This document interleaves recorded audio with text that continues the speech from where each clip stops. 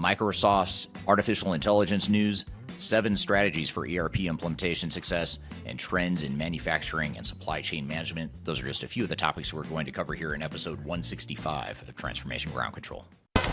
Welcome to Transformation Ground Control. Ground Control. The podcast that covers everything related to digital transformation. This podcast features technology agnostic and international discussions related to digital strategy, software selection, implementation, change management, business process optimization, and everything else you need to know to make your digital transformation project successful. Whether you're embarking on an ERP implementation, supply chain transformation, or any other business or digital transformation, this podcast is for you. Now, here's your host, Eric Kimberling. 5, 4, 3, 2, 1.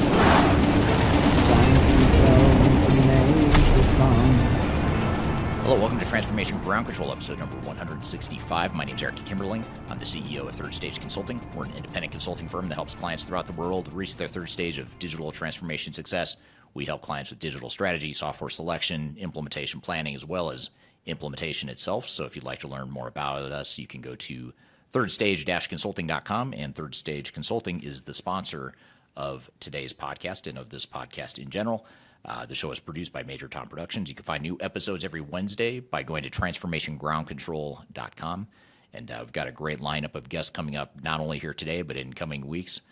We've got just some amazing guests here from the industry. We've got clients, we've got consultants, we've got other vendors, industry peers, that sort of thing. So be sure to stay tuned every week. You can go to transformationgroundcontrol.com to keep up to date, as well as to see past episodes of the show on whichever platform you prefer.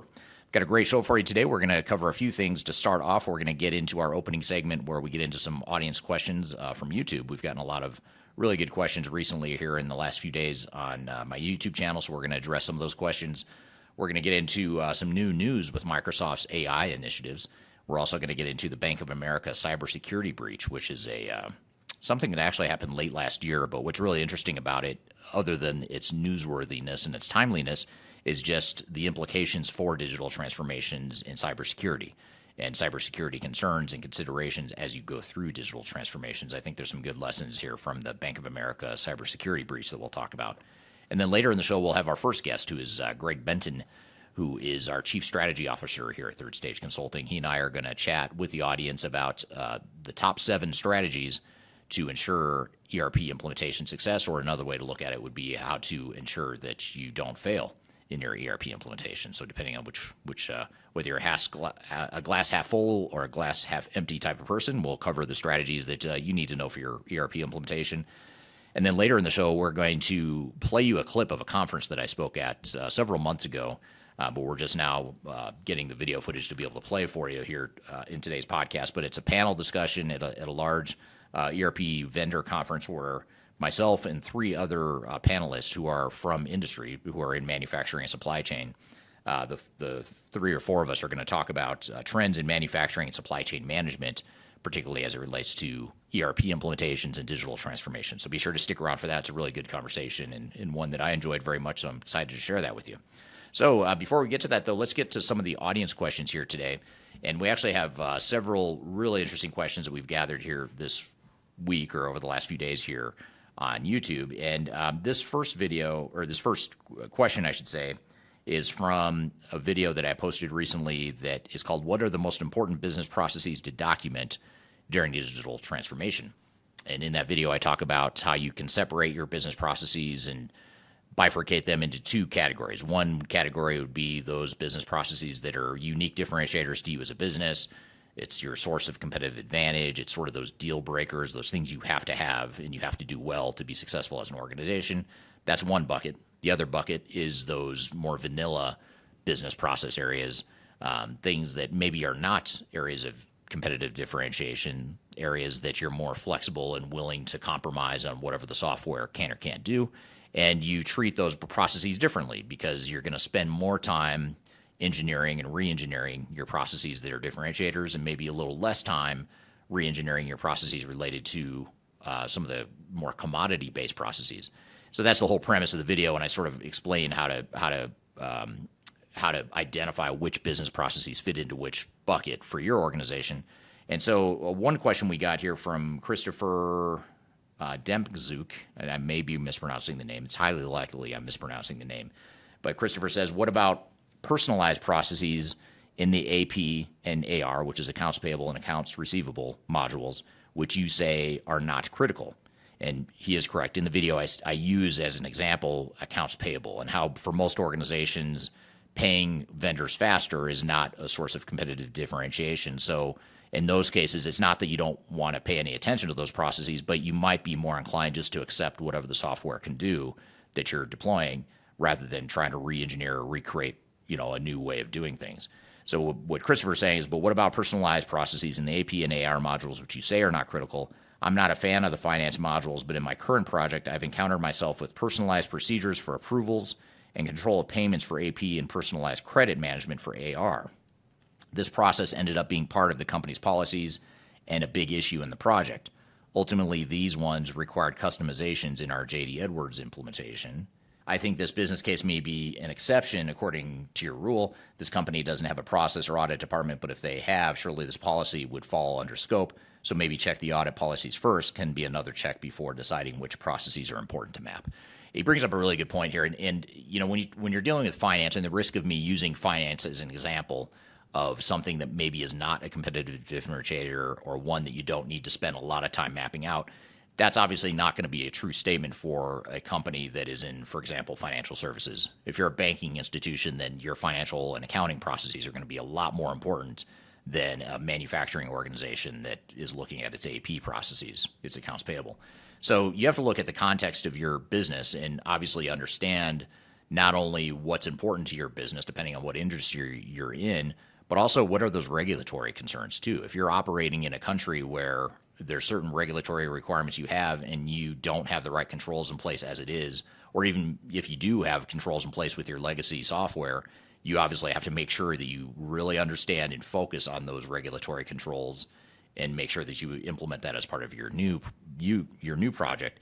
So in that case, I would agree that yes, absolutely. If that's a critical need for your business, or if it's a regulatory concern or regulatory thing that you have to comply with, then of course you want to make sure that you do spend time defining those needs and those processes so that you roll out technology that can conform to that. So great clarifying point, because again, in my video, I use accounts payable as an example of a process that may not be important to all organizations, but to some organizations, it could be very important. And accounts receivable, this person mentions accounts receivable. Accounts receivable is very important to a lot of organizations because they want to collect money faster. It helps with cash flow. It helps with growth, all that good stuff. So I would agree that accounts receivable is probably going to be even more important than accounts payable for a lot of organizations. So very good point. I appreciate this person, Christopher, bringing up that point. Another question here. Actually, I've got two questions here I'm going to cover that are related to a video that I published recently on my YouTube channel that is called "Who is to Blame for Digital Transformation and ERP Implementation Failures?" And in that video, I talk about how basically there's a lot of blame to go around when there's challenges with projects or when a project fails.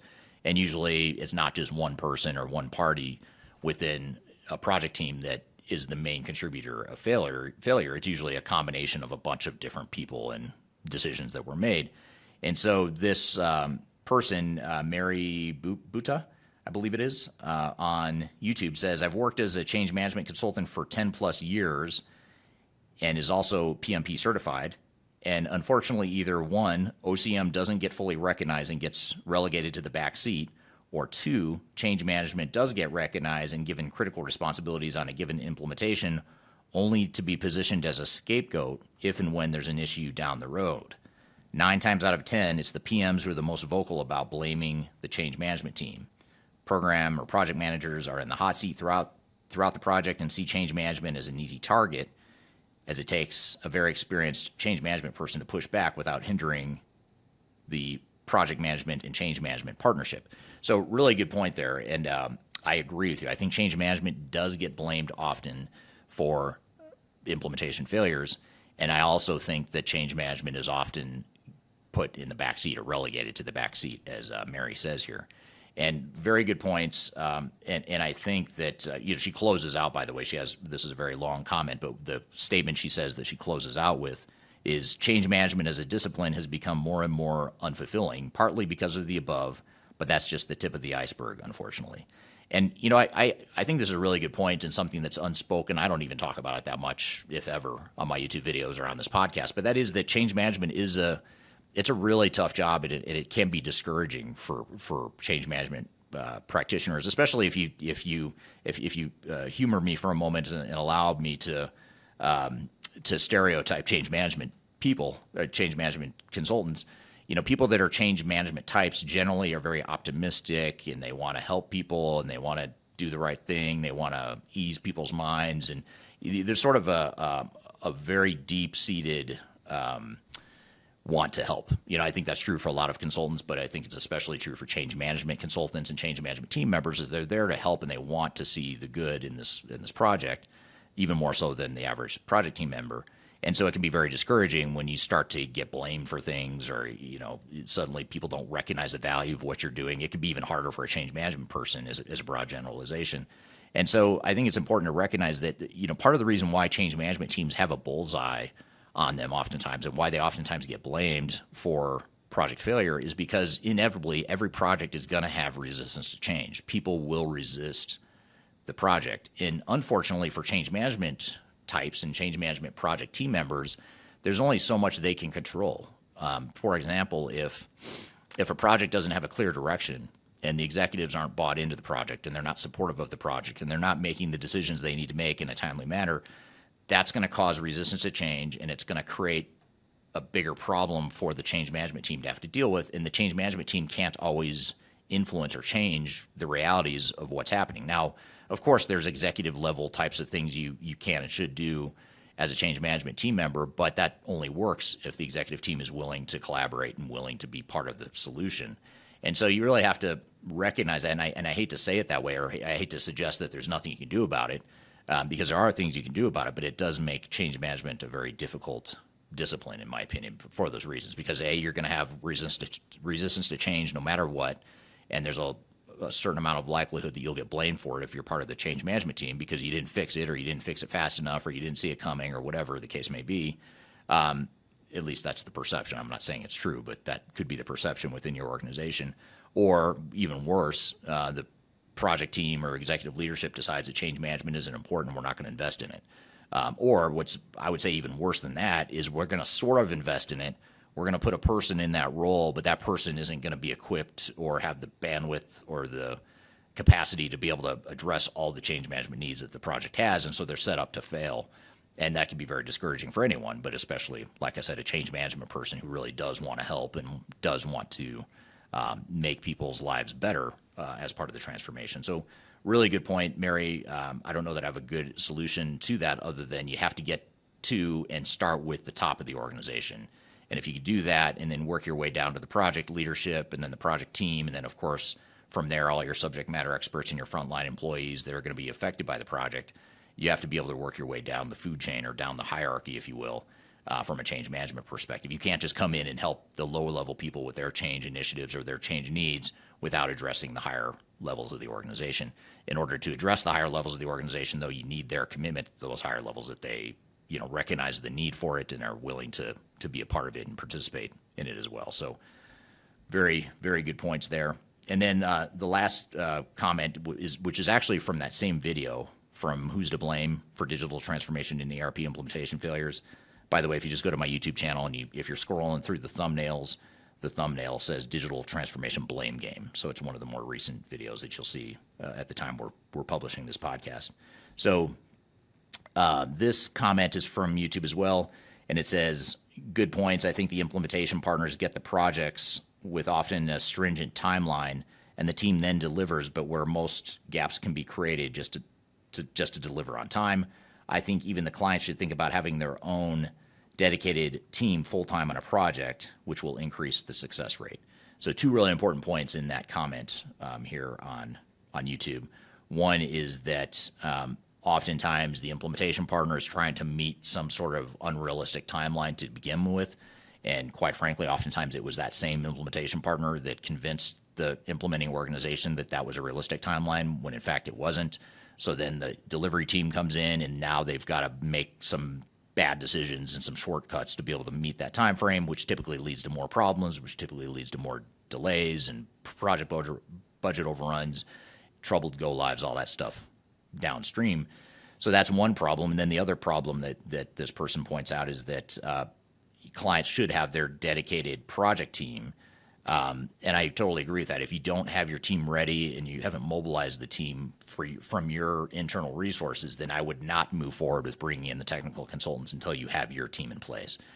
You can do other planning stuff and you can do some sort of pre-implementation work that can be very helpful and high value, but I would wait to bring in that army of technical consultants before or until after you have your own project team fully identified and fully committed to the project. Only at that point would I then bring in the implementation partners.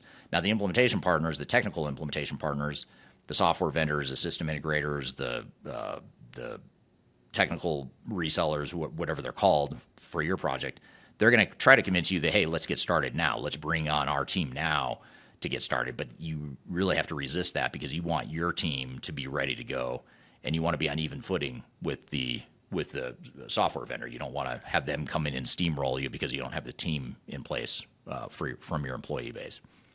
So good stuff there, and thank you for that feedback there on YouTube. And lots of good questions here, and we don't get to all of them, but any questions you have on any of the social media platforms, whether it's my LinkedIn page or my YouTube channel, Twitter, Facebook, etc., be sure to leave those comments, and this is where we pull questions for every opening segment of our podcast. So be sure to ask those questions on social media, and we'll get to as many of those as we can in upcoming episodes. So speaking of this episode, we're going to shift gears and get to a couple of newsworthy items here in just a moment. We're going to talk about Microsoft's AI news, as well as the Bank of America cybersecurity breach that happened late last year. But more importantly, we're going to talk about what that means for digital transformations here today. And then later in the show, we'll have Greg Benton on the show, who's going to be here to chat about 7 strategies for ERP implementation success. And then last but not least, we will have a panel discussion with myself and 3 other manufacturing and supply chain types within the industry. They're going to be talking about trends in manufacturing and supply chain management, so be sure to stick around for that. We're going to take a quick break. We'll be back with more Transformation Ground Control.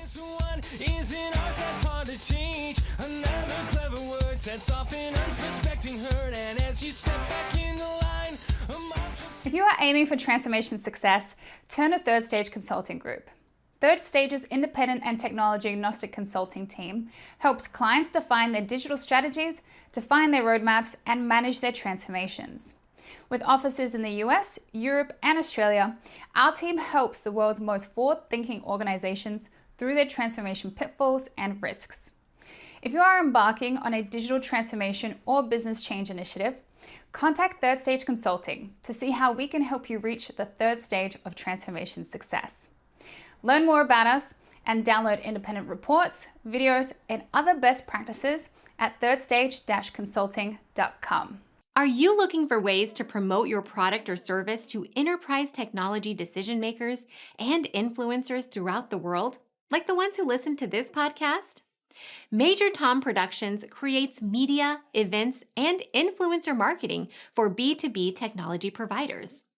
Our productions are exciting, educational, disruptive, and effective. Most importantly, they create results. Our content is unlike any other in this industry, engaging, influential, and trusted by technology buyers and influencers throughout the world.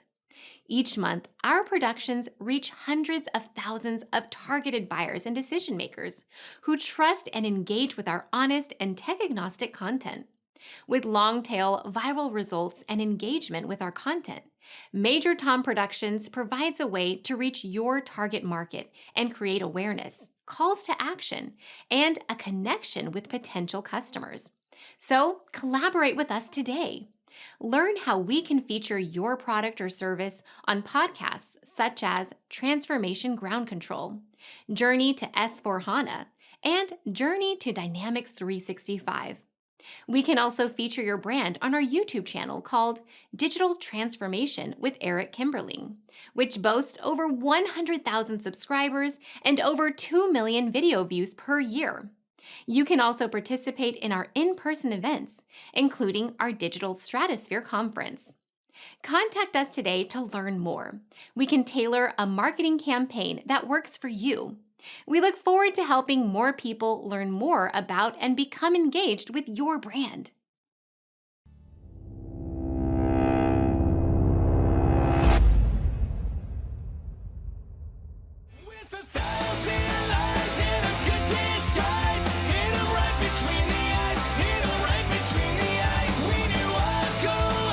Hello, welcome back to Transformation Ground Control, a podcast that covers everything related to digital transformation, including the people, process, and technology sides of change. You can find new episodes of this show every Wednesday by going to transformationgroundcontrol.com. You can also see past episodes of this podcast, all 164 past episodes, in fact, by going to transformationgroundcontrol.com. You can listen or watch on whatever platform you would like by going to that website. The show is produced by Major Tom Productions and sponsored by Third Stage Consulting Group, which is an independent consulting firm that helps clients with their digital transformation journeys. And it's not coincidentally the same company that I am the CEO of. So thank you for being here today and supporting Third Stage. A couple of newsworthy items we want to get to today. First is Microsoft has a couple of pieces of interesting news that have just been launched here in the last couple weeks. One is that Microsoft recently unveiled what it described as its first AI-powered Surface PC for business.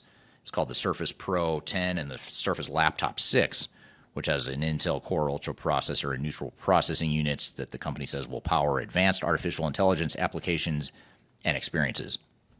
And on the surface, maybe this doesn't sound like a big deal because everyone's talking about AI. Every technology provider out there seems like they're talking about AI. Even in our industry, in consulting and services, people are talking about AI-powered service offerings and things like that.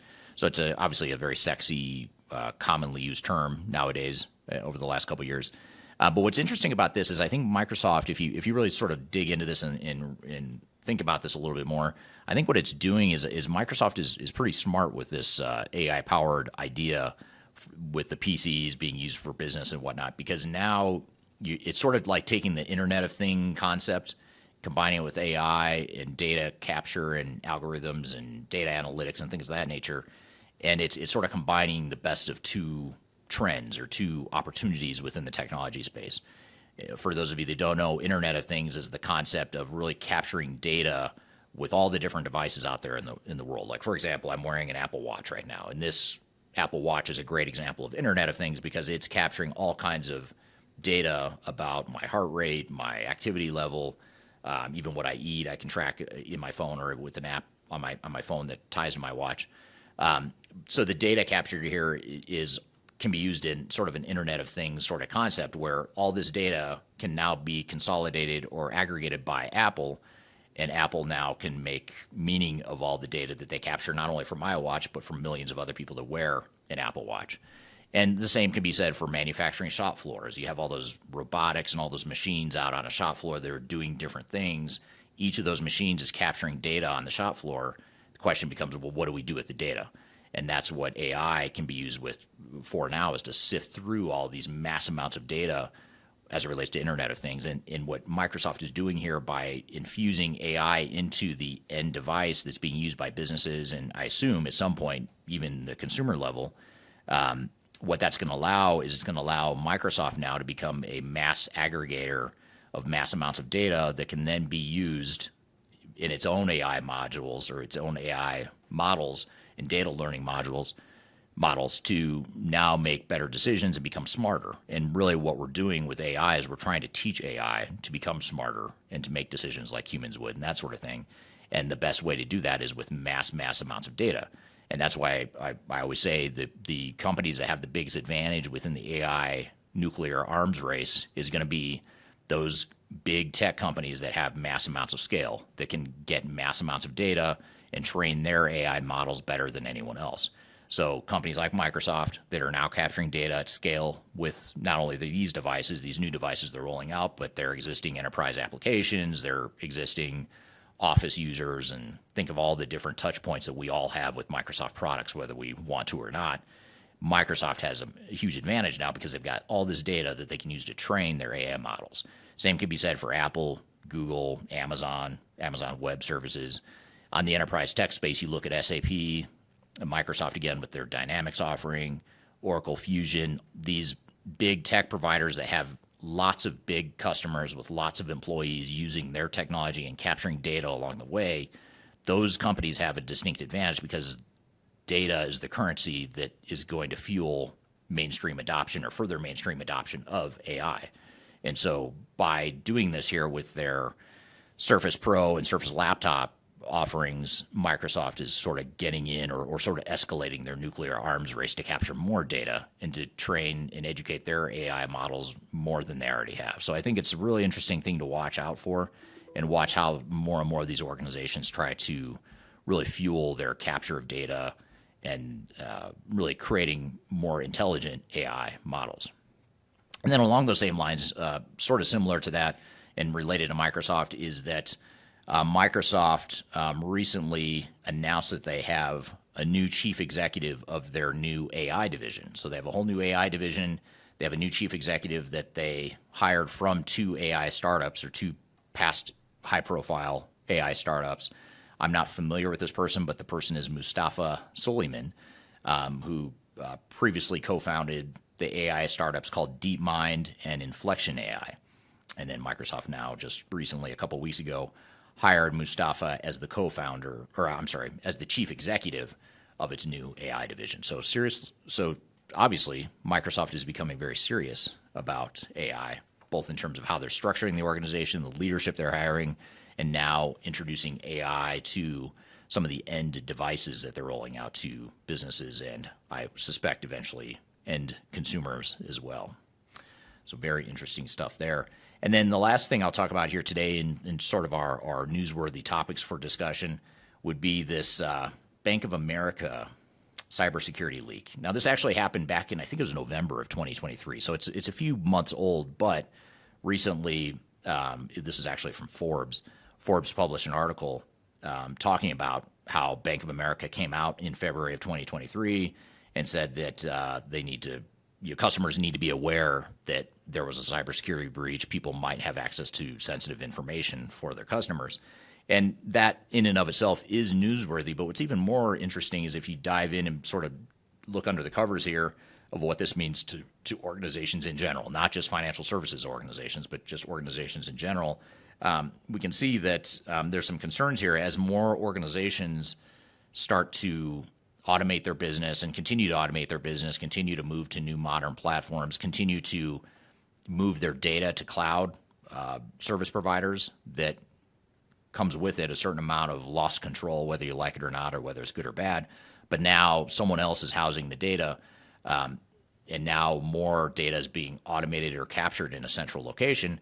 Now there's more of an opportunity to have mass breaches of data along with that. Now, you have to assume that on the surface, the average Amazon Web Service or Azure or any big hosting provider that is housing data from all these big, massive corporations and organizations throughout the world, you have to assume that their cybersecurity policies and the cybersecurity strength of those organizations is going to be a lot better than the average mom and pop IT organization is going to be able to do on their own. But at the same time, these big, massive organizations are going to be bigger targets from some more complex and more sophisticated hackers and cybersecurity attacker type people. And so that's the thing that I take away from this is that you get a Bank of America that's being targeted. And if they can't protect their data, what does that mean for the average small or mid-size or smaller organization that doesn't have the resources that Bank of America has to protect their data and their assets? And by the way, they have regulatory things that require them to have more protections in place than the average, say, a mid-sized manufacturer might. So this is really interesting because the information that was lost in the breach includes social security numbers, account numbers, date of birth, address, all that stuff. And this was actually as a result of, it says, I'll read you the quote rather than trying to paraphrase it. But the article says a November 2023 breach at IT consulting and service provider Infosys McCamish Systems has now been confirmed to have led to a data breach impacting Bank of America customers. So this is a third-party service provider that was providing hosting services for Bank of America. So it wasn't Bank of America itself that had the breach. It was actually their IT service provider called Infosys, which is a very large, well-known IT consulting organization globally. And that's one thing. And so, some of the other things that this article goes on to mention is that, I'll just read you the quote here that says, while the benefits of these processes are clear, institutions are increasingly trusting third-party organizations with customer data. Cybersecurity is not just an in-house issue, but one dependent on a series of organizations from IT vendors and payment providers to cloud services and software platforms. Financial institutions and their partners must move beyond compliance and tick box exercises, fostering an active security consciousness that encourages positive security behaviors. So I think the key here is that it's not just your own systems and your own internal things you've got to think about. Now you've got to think about all these third-party providers that now have access to your data, and you have to wonder, how secure is your data and what happens if something happens to your data as a result of a breach at a third-party provider.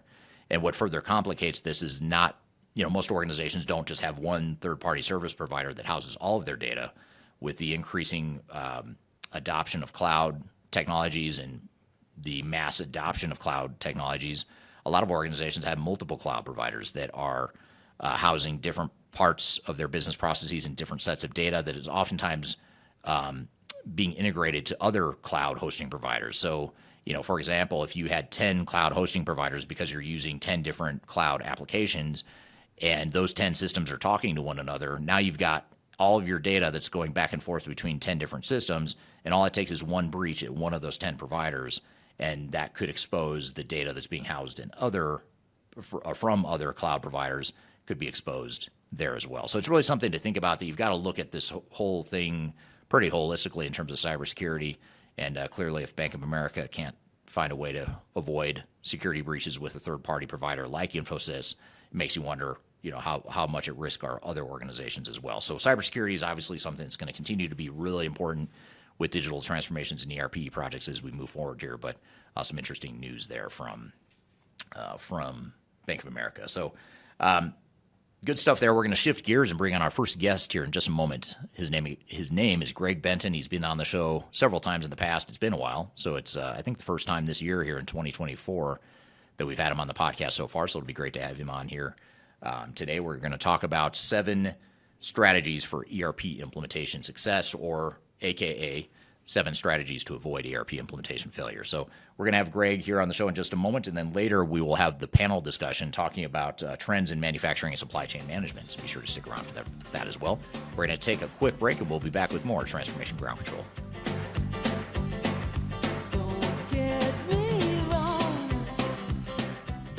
My name is Kimberling, and I'm the CEO and founder of Third Stage Consulting. Before we dive too far into today's content, I want to invite you to learn a little bit more about Third Stage Consulting, who we are and what we do. We help clients through their entire digital transformation life cycles, beginning with digital strategy, software evaluation and selection, all the way through and including implementation planning, implementation readiness, and the actual implementation itself. We're technology agnostic, so we only represent our clients' best interests. We do not represent software vendors. But having said that, we work very closely with software vendors, all the leading players that you can imagine we've worked with, both in helping clients evaluate and select them, but also in helping clients implement those solutions as well. So we have a very broad, objective, agnostic view of the market that is meant to really represent your interest as you go through your digital transformation. I also encourage you to scan this QR code right here to get access to our resource center. This resource center has a ton of information, ton of ebooks that are free. You have access to top 10 software rankings, playbooks for how to make your project more successful, guides to change management, YouTube videos, all kinds of stuff that are going to help you through your digital transformation. So I encourage you to scan this QR code to get access to those resources. And please feel free to reach out to me directly to brainstorm ideas about your project. Even if it's just informally, you want to bounce around some ideas and get some informal advice, I'd be happy to spend some time with you. So feel free to reach out to me. I've included my contact information below. You can also find it in the description field of this video as well. The last thing you want to have happen is for your digital transformation to end up in court. I've been doing this for 20 years and I have seen everything. My name is Marcus Harris. I'm a software and technology attorney focusing my practice on drafting and negotiating software-related contracts and litigating software disputes across the country. Feel free to reach out to us at taftlaw.com. We'd love to talk to you about the litigation process and what you can expect.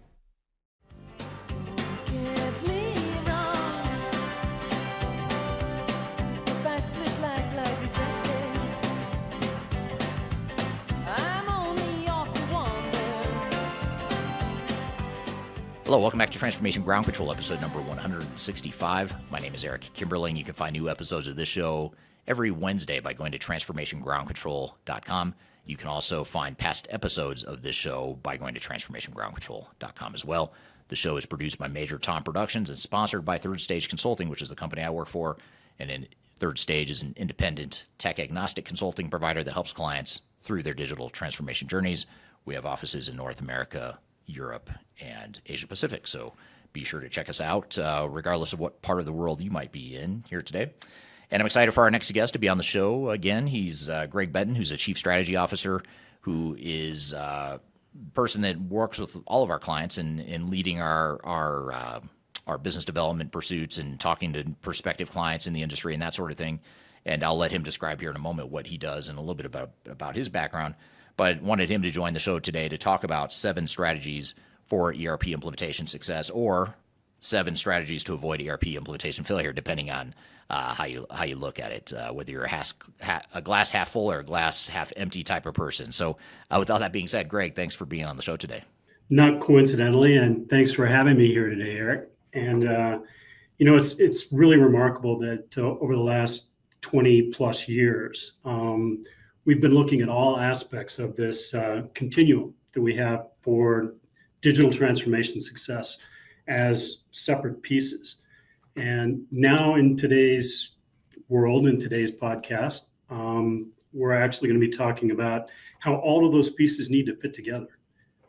As you stated, really bringing that into a successful implementation and deployment of your digital transformation strategy. And really looking forward to getting the audience feedback too on what we've seen in our careers all the way along, and what we're making really the core of what we do with our clients in the community right now. So let's get started. Yeah, absolutely. Love to jump into it. And before we do, though, before we sort of dive into some of those strategies for implementation success / avoiding implementation failure, depending on how you want to look at it. Tell us a little bit about yourself, your background, as well as your role here at Third Stage. Well, my role here at Third Stage is Chief Strategy Officer, but that really means that developing the strategy and obviously the strategy, but really how we deploy a digital transformation journey for a client. So starting from the very beginning with strategy and selection up front, making sure that we can get the most out of the implementation, and really just the rollout to the people, the process, and the technology side of whatever business or organization that we're working with. And so it's very gratifying for me in the last 20 years that I've been able to do this for, at last count, probably 40 to 50 implementations of ERP systems. I've seen ERP really evolve into more digital enterprise operations that includes multiple platforms coming together and the interoperability of those platforms to really conclude a digital transformation for an organization and return the expected benefits of that new system to them. So that entire continuum has really been my role here at Third Stage. Yeah, and we're going to cover that whole continuum here today in today's discussion. In fact, you and I were talking before we went live here today that this is almost like the beauty of this conversation and this topic is it's almost like our water cooler talk here in the office. And we do have a water cooler. Exactly. We literally have a water cooler and we literally stand around it and talk about this stuff 24/7, not 24/7, but a lot. So it'll be great to kind of share this water cooler talk here with the audience. And this is a really all encompassing topic that covers, the entire life cycle of an implementation and of a digital transformation. So with that all being said, let's jump in. And what we thought we'd do is we'd cover these 7 areas that we have in mind to start. And of course, this list is probably going to grow by the time we're done. I hope it grows because we'll get input from the audience and feedback and questions and that sort of thing. And this is meant to be, I'd say, semi-sequential, although it's not perfectly sequential because so much of this stuff happens in parallel and throughout the entire project. Yeah. But to start, one of the first things that's important as far as a digital strategy that's required to be successful is to find the right technology, to choose the right software or softwares. It could be one system, it could be multiple systems. Tell us a little bit about, first of all, let me back up. You choose the wrong software and it doesn't fit your business, the odds of success are extremely low. And in fact, you could argue it's impossible to succeed when you've got the wrong software. It's just not a good fit for your organization. What are some of the things at a high level that organizations and project teams need to consider when they're evaluating software systems in the market? What are some of the things you've seen, Greg? Well, I think absolutely as a primary, they have to think about which software system or systems, to your point, is going to work with my legacy systems, with the consolidation of some of the systems that I have that make my business or my organization unique. Very often it's not a single software system or platform that's going to answer all questions, but there's probably a best fit out there.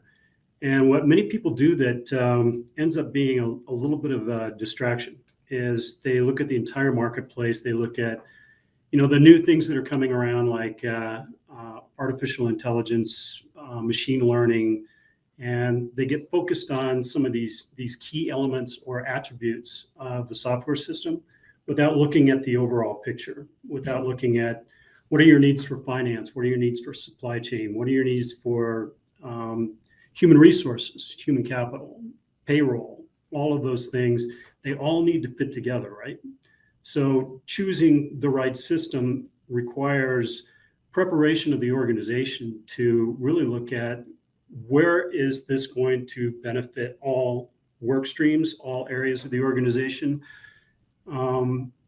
As a go forward look at really just narrowed down to 2 or 3 primary candidates that won't drag the organization to its knees through a decision process. There's also got to be a cultural fit with the software organization. You need to make sure that the roadmap for that organization matches what your business imperatives are going to be over the next 5 and 10 years. So looking at a small window to pick something that has some really flashy technology is a mistake that many organizations make, and they do that from a technology standpoint, right? Mm-hmm. Instead of looking at the entire people, process, technology kind of continuum. So that's where we see a lot of people starting off on the wrong foot.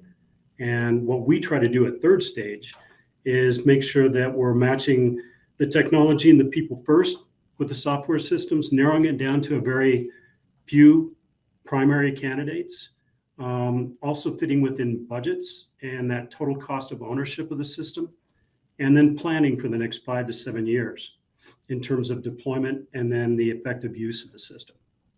Right.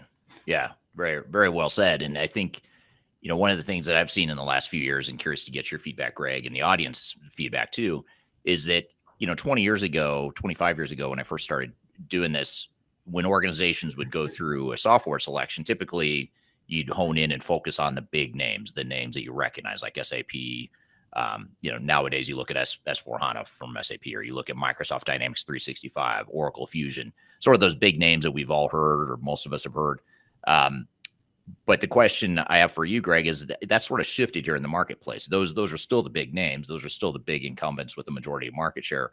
But we're seeing a lot of smaller, but very viable software options that are good alternatives to sort of those big names, the traditional incumbents, and curious to get your thoughts on that.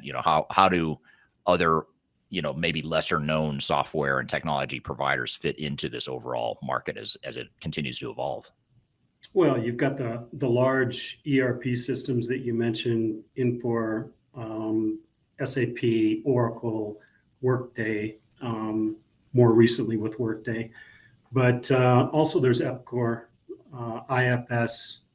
There are a number of ERP systems that are up and coming and are really pulling together cloud native applications that really do a lot of the things that the big organizations do, but they may be more focused by industry, right?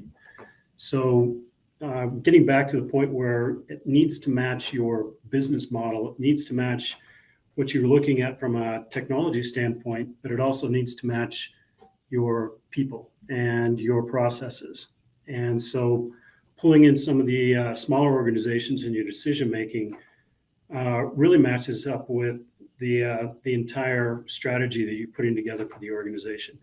There are also, we talk about best of breed. We also talk about, consolidation of some of the old legacy applications you may be running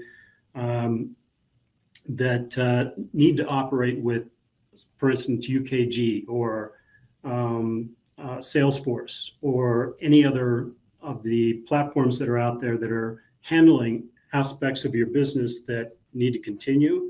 And that interoperability piece with platforms like Palantir and Snowflake and Databricks is now possible through kind of a centralized hub for interoperability, along with some of the old legacy systems that you may be sunsetting, and then some of the new systems that you may be bringing in as a complete transition or transformation to a new software system.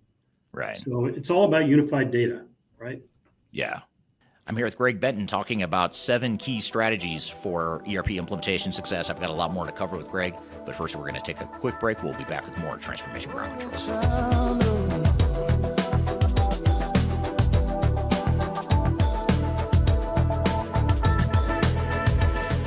People oftentimes ask me how I built such a strong social media following on YouTube and LinkedIn and Facebook and other outlets.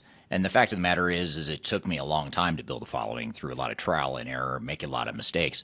Had I known that there were companies out there that could help me build my brand, I would have done that a long time ago. I didn't know that, but the good news is that there is today a consulting firm that will help you through building your own personal brand through some of their training programs. The company is called Roloff Consulting, and if you're familiar with Emma Roloff, she's someone that I've had on this podcast before, and she's well known in the digital transformation space as well as the sales space, and she's big on TikTok, YouTube, and LinkedIn. And she and her husband have started a training course and a training company that focuses on helping people build their personal brands and helping them to sell themselves digitally. So whether you're a salesperson that's trying to reach more customers or you're an individual that's just trying to build your personal brand, that's something that they help with through their training programs. And they've offered listeners of this podcast a free 5-day LinkedIn challenge. And I encourage you to check it out. I've included a link below for this podcast. If you go to the podcast notes, you'll find a link that gets you free access to this 5-day challenge where you'll get step-by-step guidance. You'll get real results. So you'll get some tangible results from the program. And you also get a special offer at the end of it. So it's exclusive to listeners of this podcast. Be sure to check out the link below if you want to work on building your personal brand, or if you're in sales and you're trying to reach more people. Whatever the case may be, check it out. It's free to listeners of this podcast. You can check it out via the link below. Interested in working for a company that truly values your unique skills and experience? Here at Third Stage, we don't hire based on resumes alone. We look at the full candidate, experience, and willingness to provide excellent service for our clients. Within a technology, independent, and agnostic consulting firm, you have the opportunity to learn across industries with a diverse group of clients. Our consultants also have the opportunity to diversify their portfolio and learn across technology systems. If you're interested in joining a high-growth entrepreneurial organization, please reach out to us at work@thirdstage-consulting.com.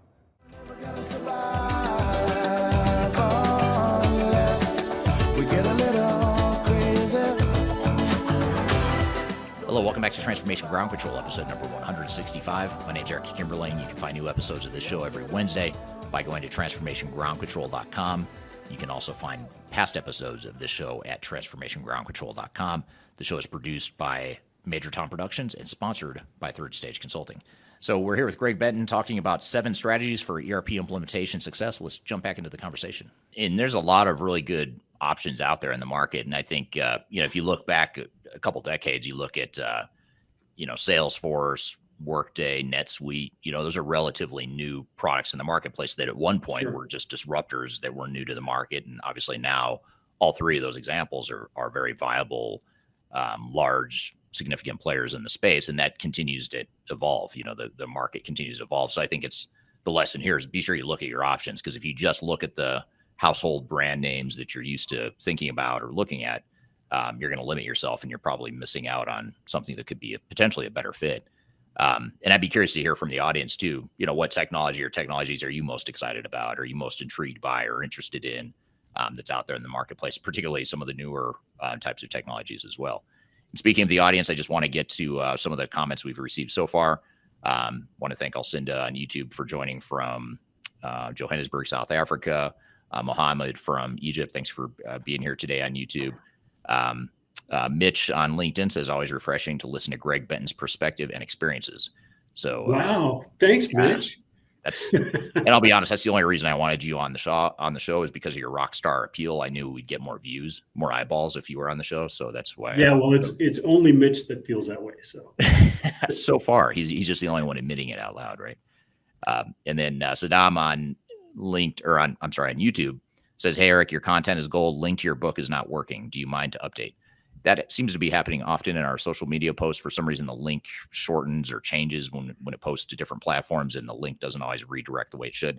But the best way to find my book is just go to thefinalcountdown.com, and that'll redirect you straight to the Amazon page where you can order that book electronically or in paperback or hardcover. So thank you for that question, and apologies for the issue there, but thefinalcountdown.com is the website you can go to there. And then also thank you to Nadim Pali, and that may not be your real name, but the username is Nadim Pali from India. Thanks for joining here today. And again, if you have questions for us as we go through the discussion here, I'd love to hear your questions and comments too. So we talked about software evaluation and selection, very high level. Obviously, we could spend the entire hour just talking about evaluating different options and what the trends are in the marketplace and that sort of thing. But choosing the right software is only sort of the entry point. That gets you in the game. It gives you a chance to succeed. But that's the good news, is you have a chance to succeed. The bad news is there's 6 other strategies that if you don't get right, it's going to lead you to failure, even if you've chosen the right software. So let's keep going here and get to the next strategy here, which is, I know, one of your personal favorites, one of my personal favorites as well, and one of the most underrated and overlooked aspects of digital transformation. In fact, I would make the argument here that this is probably the most important one. If I had to pick one that's like the one that you want to make sure you really hone in on, it's probably either this one or there's another one I might put as a close second. You probably know what I'm thinking, Greg, but we'll get to it in a second. Yeah. I'm thinking of number 7 as one of my most important. Yeah. But, this one too. Yeah. Implementation planning and phase 0. So a lot of times you see this human dynamic or this organizational dynamic with companies that are going through transformations where they go through the software selection, they evaluate their options, and they come to this realization that, wow, there's this great new software out there that's going to make us more efficient, make our jobs easier. It's going to give us AI and machine learning, all this really cool stuff that can make our business better. Great stuff, right? And people get excited. They're very excited for the prospect of getting rid of the old garbage systems that they have today and having something that's better to use in the future. And that excitement's great, right? But it creates this momentum where you sort of skip over this important step, which is strategy number 2, implementation planning in phase 0. And you just jump in and you just start deploying technology. Like, let's just get our hands dirty. Let's get in there. Let's start building the software. Let's train people on it. Let's roll it out and let's get to it. Makes sense. I mean, on the surface, as we talk through it, it makes sense that you'd want to do that. But there's this phase that often gets overlooked. And more often than not, organizations don't have the tendency to want to do this. And that is that implementation planning phase. What can you tell us about phase 0 / implementation planning? What is it? Why is it so important? How would you describe it? There's Eric, there's some organizational momentum that comes to bear when you start talking about picking a new software system, right? Mm-hmm. It's just a tendency to want to jump into the upgrade, the new technology, and bring that in as a technology decision. Over the last 5 years, some of the leading CTOs, CIOs, CFOs within organizations have realized that, wow, if you don't prepare the organization from both a people and a technology standpoint before you really get into that implementation, you're not going to be successful. I mean, this is, phase 0 is preceding phase 1, which is the implementation process, but it's also getting your data in order. The data cleansing, which is often completely misunderstood or ignored, becomes an important part of the implementation. As soon as you get into that phase 1, all of a sudden you realize, wow, our data is a mess. We've got duplications, we've got a whole lot of cleansing we've got to do.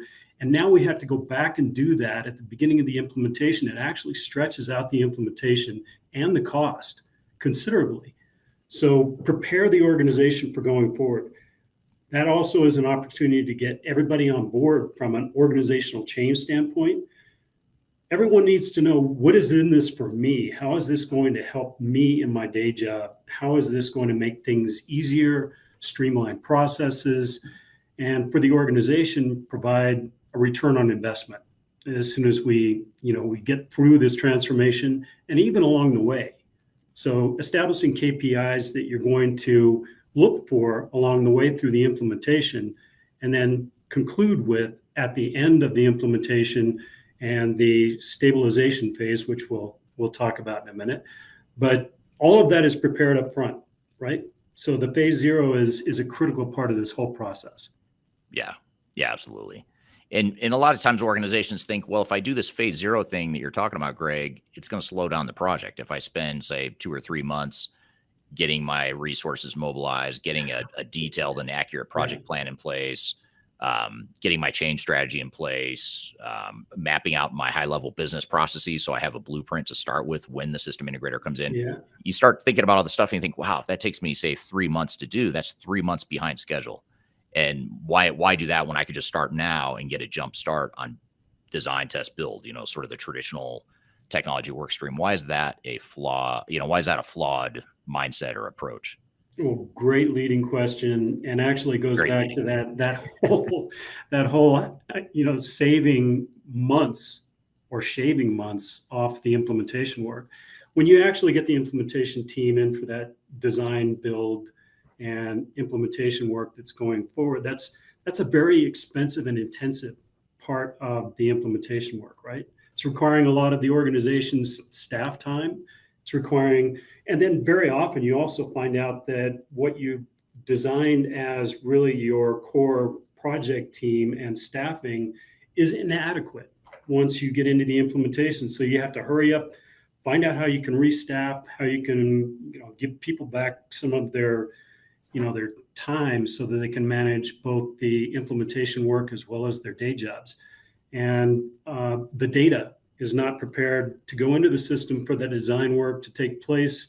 You delay getting into systems integration testing and some of the things that need to occur along the implementation path. And so it lengthens that very intensive, very expensive implementation process. So it's really not adding time to the process. It's really an integral part of what needs to happen in order to get to a successful implementation. And it is the topic of our discussion today, right? That's that water cooler piece. Yeah, exactly. Anyway. Well, we have a guest that's going to be on the show here, and I think in 2 or 3 weeks. His name is Dr. Hans Mueller, and he's a professor at University of Antwerp. And I met him while I was in the Netherlands a couple weeks ago. And fascinating guy. I had an interview with him on video that'll be on my YouTube channel, but I'm also going to have him on this podcast here in a couple weeks.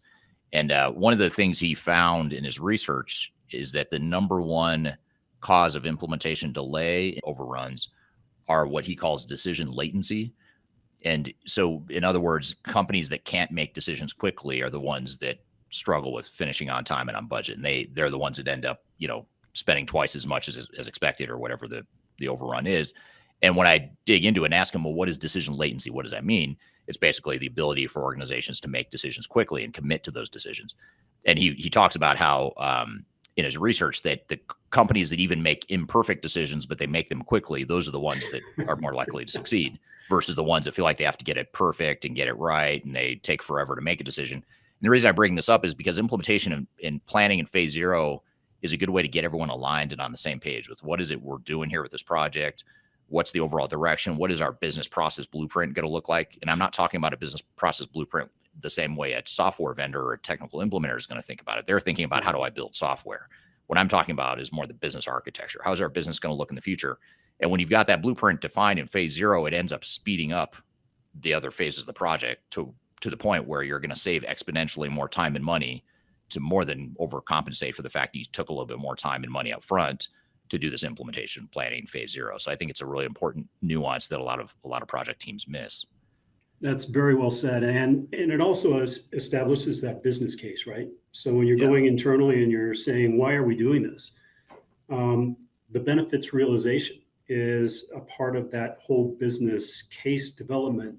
And then if you're telling your leadership and other people in the organization that you're going to be measuring this all the way along and then measure it at the end, that gives you the go-ahead to keep making these decisions along the way that are planned out instead of, to your point, just mulling around and going, well, I don't know. We need to decide on a restaurant tonight. And we just can't make that decision. We just can't figure it out. You just need to go forward. Yeah. Right? Yeah, absolutely.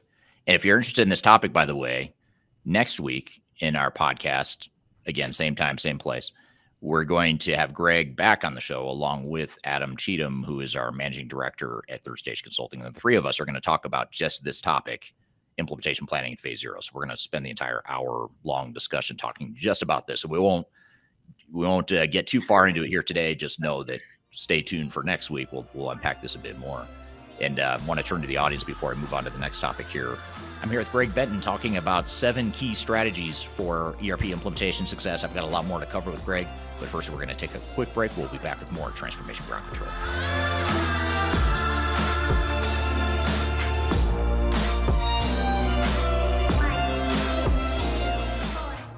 I recently published my first book. It's called The Final Countdown, Strategies to Reach the Third Stage of Digital Transformation.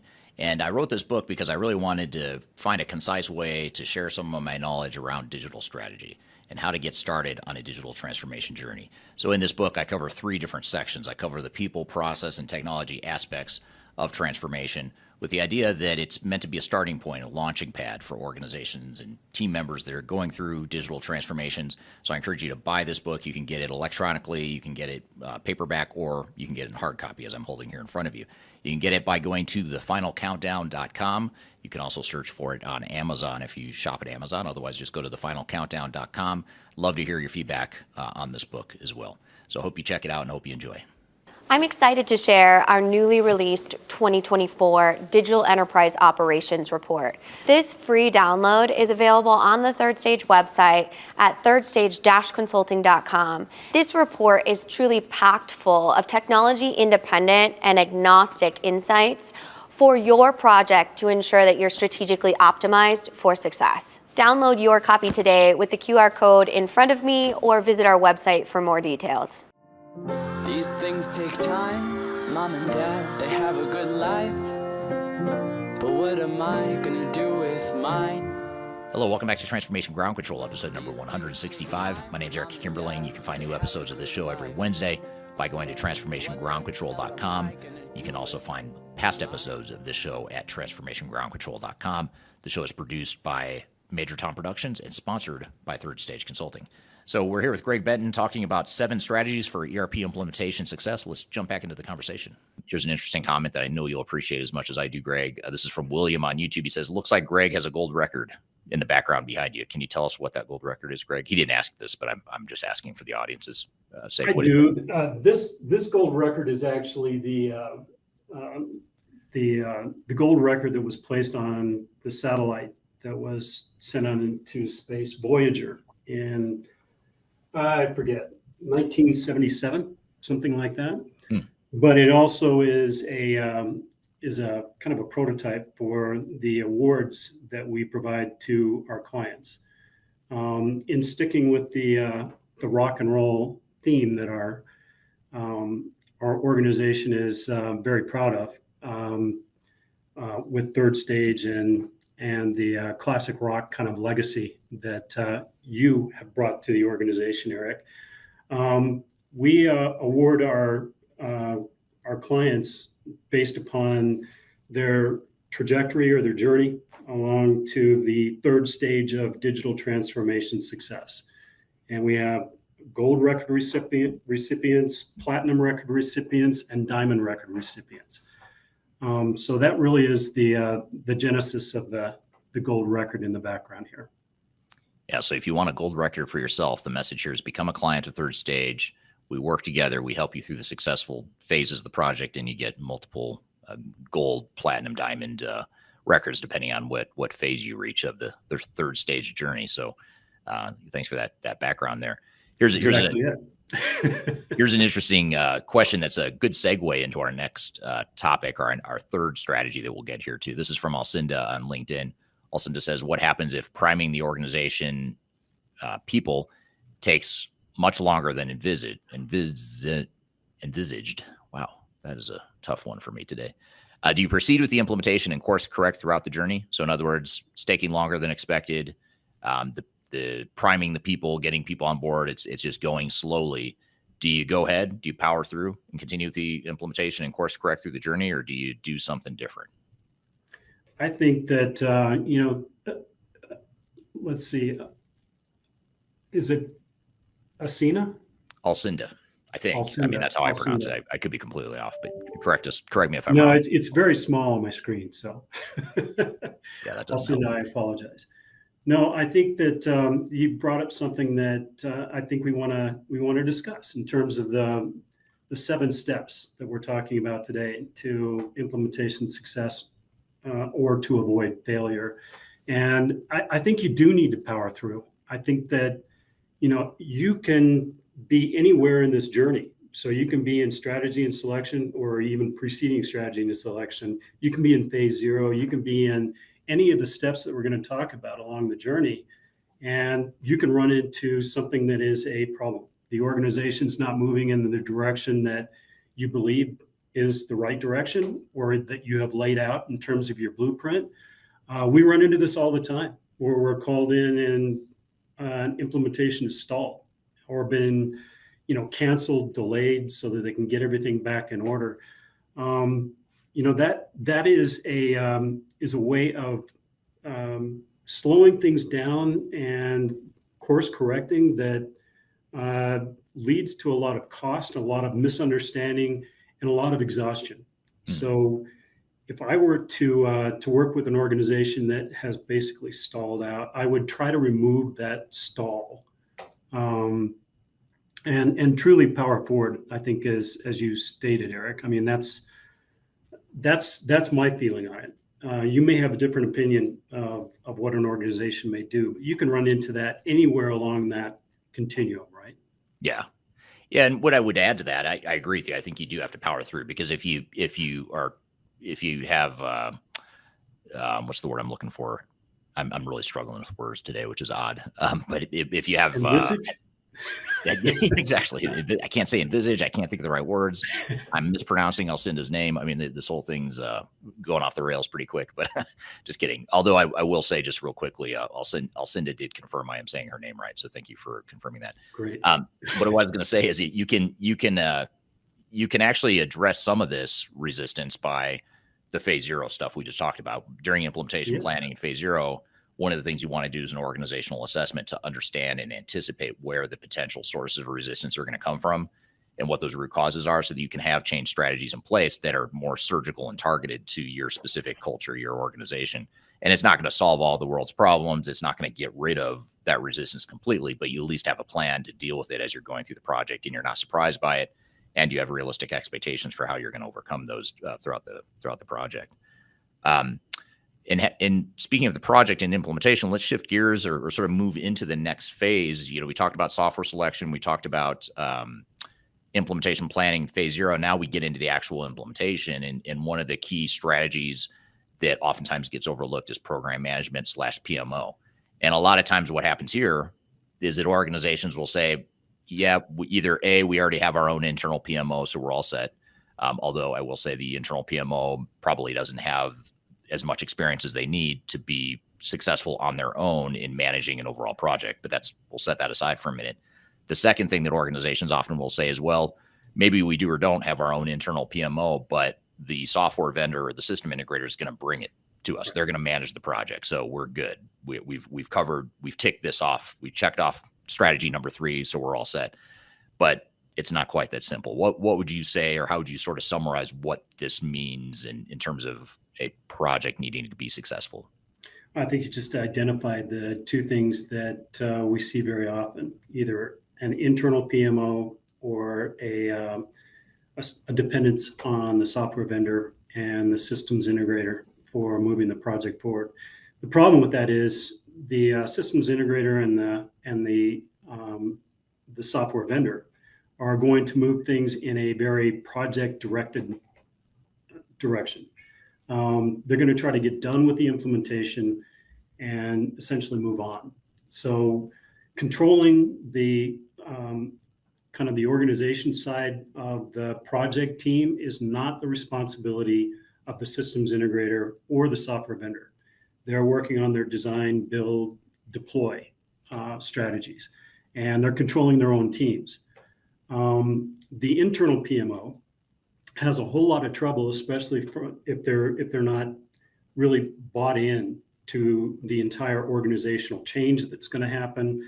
If they haven't proceeded with the phase 0 that we talked about, and they're just jumping into managing a project all the way through, it doesn't look at the overarching program, which is they don't have any control over their internal teams.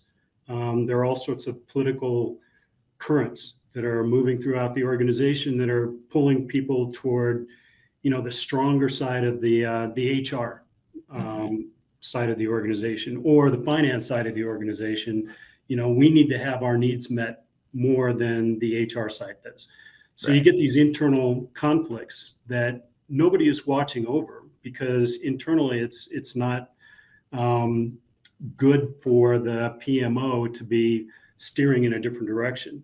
An independent program manager actually takes that objective look at the entire overarching program that's going to go forward. How are the software systems going to be integrated in our overall plan? Getting back to the whole strategy and selection, how is this going to look at the very end? And how are we going to direct the project teams and hold the software vendors, feet to the fire in terms of making sure that the software works as sold, making sure that contractual obligations are met among both the systems integrator and your internal project teams. So that whole project charter idea and moving forward with the entire organization throughout this whole process needs to be independently managed from the top. And that's what we do with our program management office. Yeah, great point. And, you think about it, a couple things to think about to add to that is, you think of a overall program, which is different than a project. And typically the software vendor and or the system integrator, whether there's one of them or multiple vendors and system integrators, generally they're going to have project manager that's going to manage that one work stream within the overall project. But then there's other things that need to happen. We're going to get to some of these things like change management, process improvement, architecture, data integration, all these different work streams that may have their own project managers and project leads, but you can't assume that each of those project managers and project leads are going to operate within the realm of an overarching PMO and program that's going to be aligned along the different work streams. So I think that's an important thing to recognize. The other thing is you also don't want your software vendor to be the program manager, even though they're not really the program manager. They may say they are, but let's just say hypothetically they could be. You don't want them to be, because they're it's the fox guarding the hen house. You don't want the software vendor saying, hey, let's bring on 10 more technical consultants that we need. And it's going to, by the way, benefit us as a software vendor or a system integrator. So, you want that independent, tech agnostic, objective party to provide that oversight to the PMO. By the way, all parties on this want you to be successful, right? The software vendor wants you to get the best use out of the software so that basically you refer others to that software vendor. The SI wants to make sure that you're satisfied with the implementation and that you go on to effective use of that system. Internally, your project teams want everything to succeed. It really helps if you have that program management piece on top of everything, making sure that everything fits together and that all partners in this journey are successful together. And that's really what it is. It's not pulling different pieces, different factions together and making them work. It's working in concert. Yeah, absolutely. I'm here with Greg Benton talking about 7 key strategies for ERP implementation success. I've got a lot more to cover with Greg, but first we're going to take a quick break. We'll be back with more Transformation Ground Control.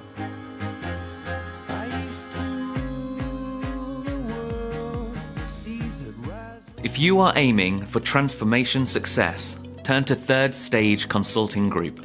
Third Stage's independent and technology agnostic consulting team helps clients define their digital strategies, define their roadmaps, and manage their transformations.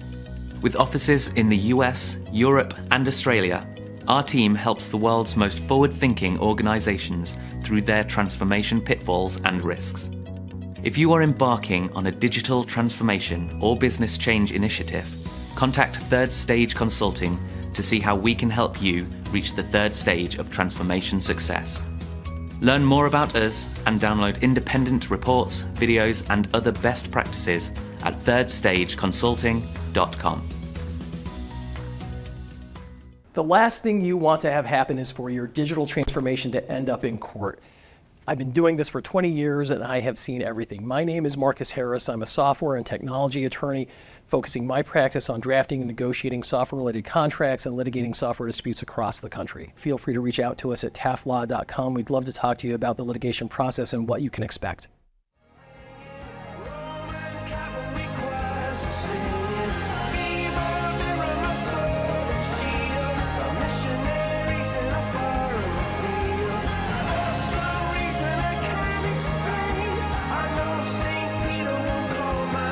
Hello, welcome back to Transformation Ground Control, episode number 165. My name's Eric Kimberling. You can find new episodes of this show every Wednesday by going to transformationgroundcontrol.com. You can also find past episodes of this show at transformationgroundcontrol.com. The show is produced by Major Tom Productions and sponsored by Third Stage Consulting. So we're here with Greg Benton talking about 7 strategies for ERP implementation success. Let's jump back into the conversation. Now, the 4th strategy, business process management. And couple things, there's a couple things we can talk through here as we talk through business process management. I think intuitively we all know and recognize that processes are important to a digital transformation, but how you go about business processes, current state and future state, what the software can and can't do. There's all these different variables and inputs that feed into business process management. And sometimes this work stream tends to get oversimplified by software vendors when they say, hey, don't worry too much about business process management because our software solution provides the answers you need to define your future state business processes. Maybe tell us why that's a flawed approach and sort of what does this work stream mean in the context of being successful and the things you need to do to be successful as it relates to business process management. Yeah. So the software vendors have very specific best practices based upon their software and the way that it's used. And it's very generic. In some cases, they may have an industry focus. And so those business processes may be germane to public sector or to healthcare or, a different industry. But the need for looking at your specific business processes, mapping it out, understanding the current state, understanding where you can streamline, where you can kind of reduce some of the waste in the organization in terms of either processing time, streamlined automation that is available with the new software system. Your new software system or software systems replacing the old legacy systems are going to come with that change piece, but it's also going to be, how is it going to change the way that we do our day jobs? How are we going to do different processes better, faster, and receive a return on that investment in the new digital transformation, right? That's all about the business process management and business process changes that need to occur. So you've been a huge evangelist of this in terms of BPM overall, but also tactically making some changes to the organization and the way that they operate with the software, right? Right. Yeah, absolutely. And to your point, I'm going to tie a comment here, a question from Dan on YouTube. I'm going to tie this back to the point you just made, Greg, and that is from Dan on YouTube. He says, do you use an automated tool to assess digital transformation or implementation readiness? And do you continue to monitor readiness throughout the project? And back to the point about business process management, we do have a tool that we use within our consulting engagements. We actually just started rolling it out to our consulting engagements recently, where we use it as a way to track, as a repository to track business processes, starting with the current state, but more importantly, getting to that refined future state that addresses pain points and opportunities for improvement and all that stuff. And we use that same tool set to manage, engage, and measure implementation readiness along the way. We also use it to tie back to strategic goals and objectives. We use it to tie back to architecture and integration. So it's a tech agnostic way to manage business processes, but also tie the business processes back to readiness, back to strategy, back to architecture, integration, and all that stuff. So that's a long way of saying, yes, we do use a tool, an automated tool to track implementation readiness as well as business process management throughout our engagements with clients. So good question there. Good points about business process management. Let's go to the next one, which is one of my favorites. Number 5, digital strategy we want to talk about here today is organizational change management. And software vendors oftentimes will say, yeah, we got that covered. We're going to do a train the trainer approach. We're going to put together some newsletters for you to send out to your team talking about how great this technology is. So check that one off your list. We've got change management covered.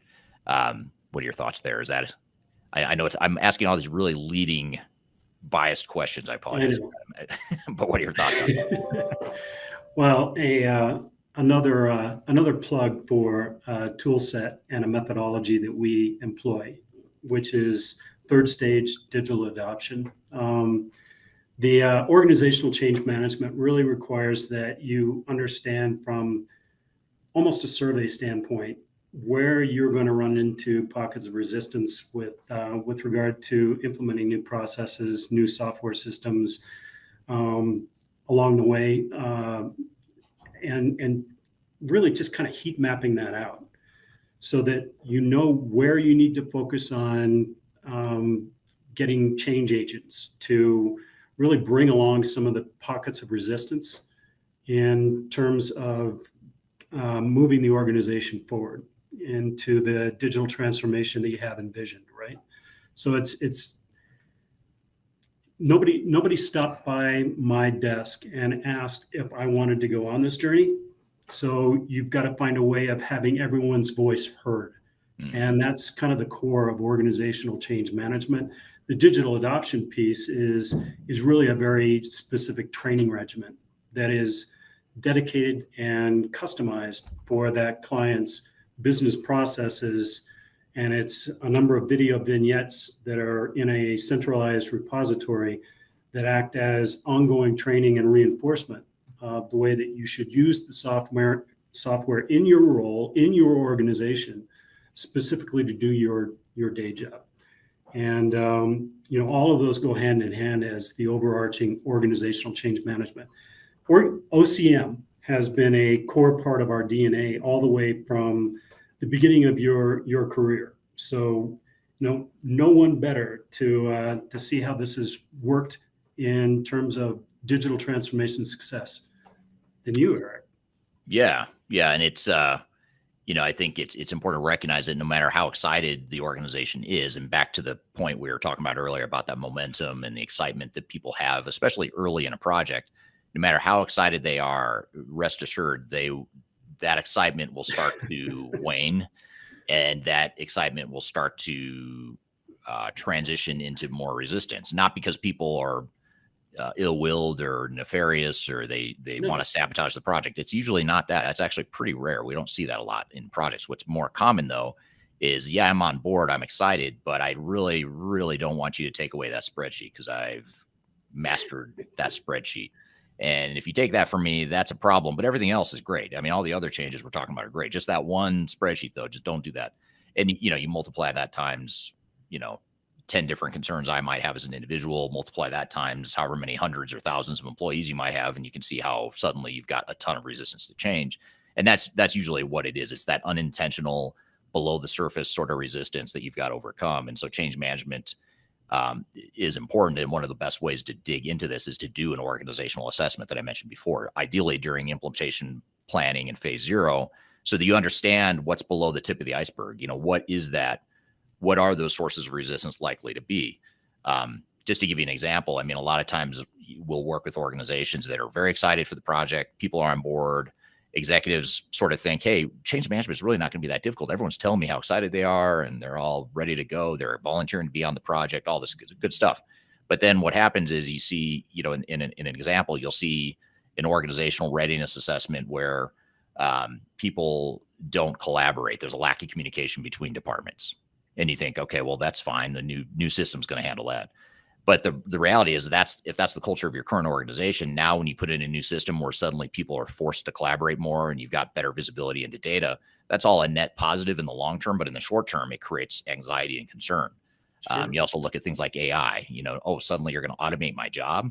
You're going to automate half my job. Well, what does that mean to me? What does that mean to my job? And so people start to flip, not because they're bad people or because they don't get it. It's because, in some ways they don't get it. They don't understand what they need to understand. And so that's why the change strategy is so important to understand what are the sources of resistance and how can we overcome it and anticipate what the resistance is along the way. Well, I think you've also pointed out the dovetail between these 7 when we get done steps. Yeah. Really? This is going back to phase 0 and organizational preparedness. So yeah, absolutely.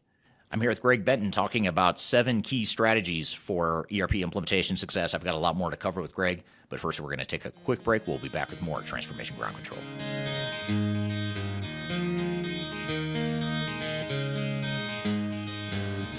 Could you whisper in my ear? If you are aiming for transformation success, turn to Third Stage Consulting Group. Third Stage's independent and technology agnostic consulting team helps clients define their digital strategies, define their roadmaps, and manage their transformations. With offices in the US, Europe, and Australia, our team helps the world's most forward-thinking organizations through their transformation pitfalls and risks.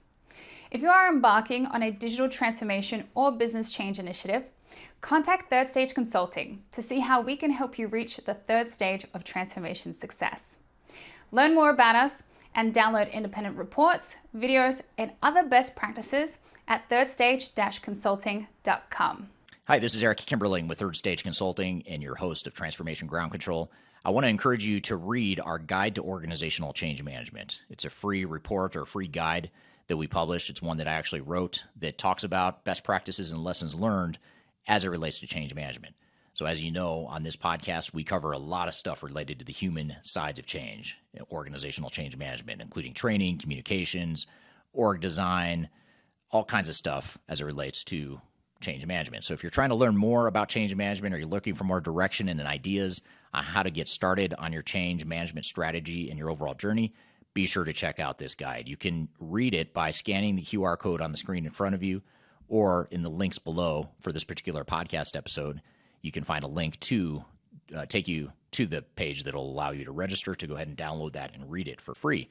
So be sure to check it out. It's the Guide to Organizational Change Management, written by yours truly. I hope you enjoy it. Let me know what you think, and hope you enjoy the rest of this episode. Yes, I'll do anything you ever dreamed to be complete. Yes, I'm nothing that Hello, welcome back to Transformation Ground Control, episode number 165. My name's Kimberling. You can find new episodes of this show every Wednesday by going to transformationgroundcontrol.com. You can also find past episodes of this show at transformationgroundcontrol.com. The show is produced by Major Tom Productions and sponsored by Third Stage Consulting. So we're here with Greg Benton talking about 7 strategies for ERP implementation success. Let's jump back into the conversation. Here's a really good question that I don't want to wait on just because it's so relevant to everything we've talked about so far. And this is from Alcinda on LinkedIn. I notice Alcinda's bouncing between YouTube and LinkedIn, so it's interesting. I'm curious which one she's actually watching on, but not that it matters, but I'm just curious. So Alcinda says, I would have expected to see the mapping of the current state, streamlining of processes, and identifying opportunities to optimize to take place before selecting software. What are your thoughts there? We didn't really talk about this. So you didn't miss anything, Alcinda. We didn't really get into this in any sort of detail. But when we talk about business process management, future state versus current state, all that stuff, how much do you do sort of as part of your selection process versus what you would do in part of your implementation of planning in phase 0? If you can get the organization to understand the need for business process management, business process optimization in the very beginning, that's a great time to do it. And also it can help you map to the right software system, right? Mm-hmm. Understanding your business processes, understanding your current state, and what the software can do to take you to the future state. What we see most often, though, is that even all the way through the implementation, organizations really haven't taken the time or the effort to map out their current state and then match it to what the software is capable of in the future state. I'm working with several clients right now that we're just embarking on the business process management piece, and it's after the implementation. So anywhere along the journey, if you can do it up front, absolutely. If you can get the organization to buy into that business process management, I would say, that's a forward-thinking organization. What often happens, though, is it needs to come in one of the next steps we'll talk about, and that's optimization. That's getting to the successful use of the new software system. So it's kind of both. I don't know if that's a specific answer to Alcinda, but it really is wherever you need it along the journey. That's where you can find the support for the business process management piece. What do you think, Eric? Yeah, I totally agree. I think, in a perfect world, if the stars align this way and you can get that buy-in that you're talking about, Greg, if you can do as much of that process work up front before you select the software, it's just going to ensure that you have a better vision of what it is you want and you're trying to get out of new technology. And it's also going to ensure that you evaluate the systems against those criteria. And it also, the more work you do around business process up front, it's sort of like a mechanism to give you control and ownership and buy-in into the overall project rather than deferring too much to a third-party software vendor or technical implementer. Instead, if you come in with a mindset of we've got our future state defined, at least at a high level, obviously you don't know what transactions you're going to use, what screens you're going to use because you don't know the technology yet, but you do know how you're going to run your business and how you want to run your business, how you want people to do their jobs and collaborate, what pain points you want to automate, all that stuff. Most organizations have a good sense of that. So if you can define as much of that as you can up front, that business process blueprint gives you, it really arms you and equips you to take ownership of the project, which is a big problem with projects or with implementations in general, where organizations don't have ownership and they defer and outsource too much to the software vendors and the system integrators. And they want you to, by the way, they're encouraging you to do that because they make more money. They can close the deal faster if you don't take the time to do business processes up front. So they're going to do things to pressure you to not do the things that slow down their sales cycles. But those things that slow down their sales cycles are the ones that are better for you long term. And so you have to know how to navigate that dynamic there. What are your thoughts, Greg? I think that you're exactly right. And once you get into the software vendor of choice and you're working with them, the answer to any business process question is, oh, well, we handle that. You just need to buy more software. We've got a module for that. So if you can avoid getting down that path, I think that's awesome.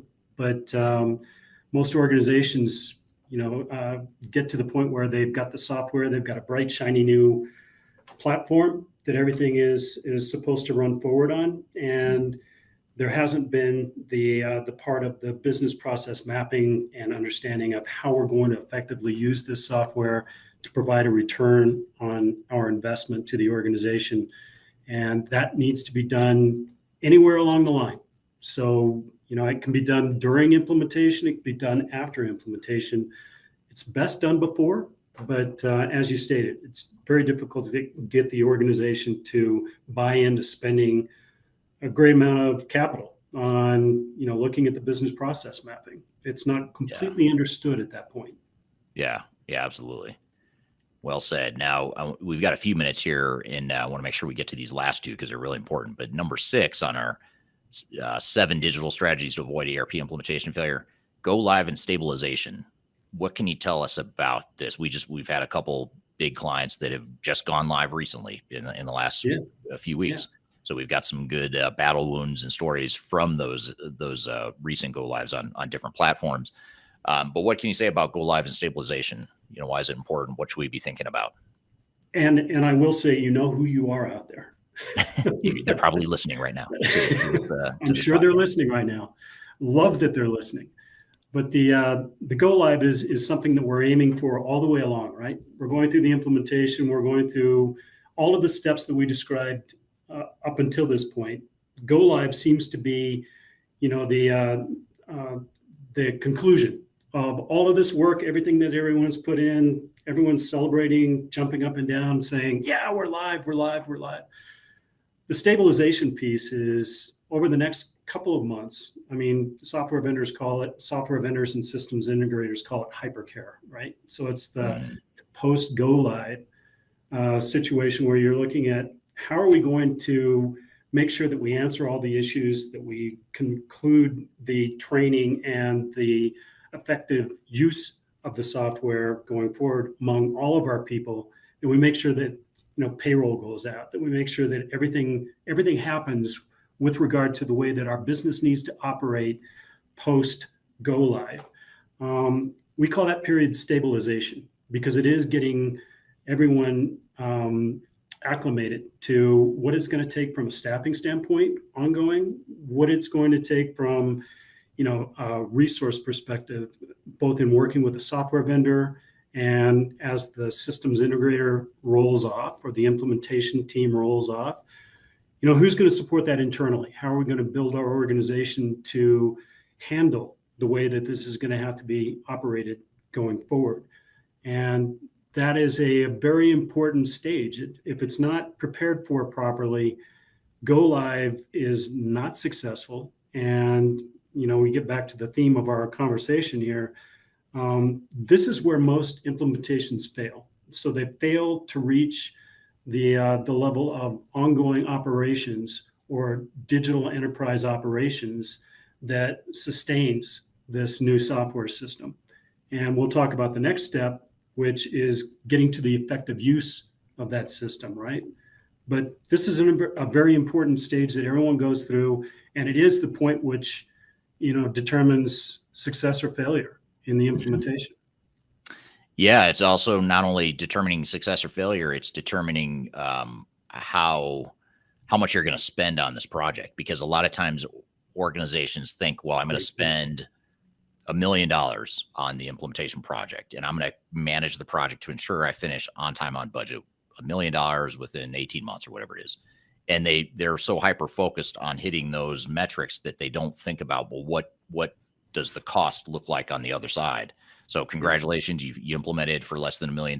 You did it in 18 months, like you said you would, but we went live and now we can't ship product. We can't service our customers. We can't close the books. We can't run payroll. Those are huge costs that oftentimes dwarf the actual implementation cost. But organizations get so myopically focused on, we've got to manage to a budget. We've got to manage to a timeline. So my lesson or my thought here would be to make sure that you don't go live if you're not ready, even if it means you're delaying the project. It's not pretty. No one wants to do it. And I'm not suggesting you are too loose with that option, but there's times where it makes a lot more sense to delay a go live than it does to put your operations at risk and your customer satisfaction at risk, your employee morale at risk, all that stuff that's going to cost you a lot more longer term. Absolutely.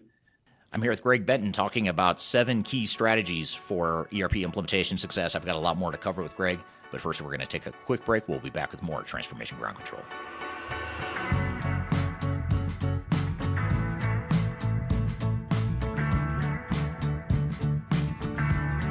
People oftentimes ask me how I built such a strong social media following on YouTube and LinkedIn and Facebook and other outlets.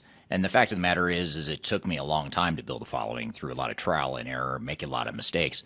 Had I known that there were companies out there that could help me build my brand, I would have done that a long time ago. I didn't know that, but the good news is that there is today a consulting firm that will help you through building your own personal brand through some of their training programs.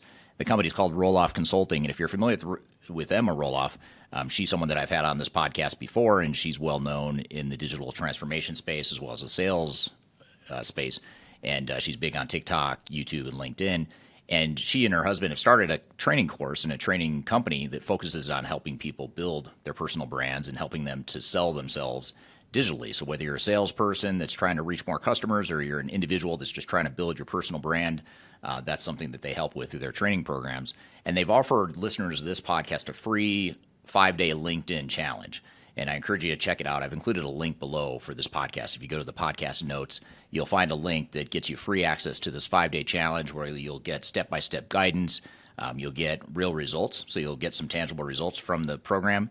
And you also get a special offer at the end of it. So it's exclusive to listeners of this podcast. Be sure to check out the link below if you want to work on building your personal brand, or if you're in sales and you're trying to reach more people. Whatever the case may be, check it out. It's free to listeners of this podcast. You can check it out via the link below.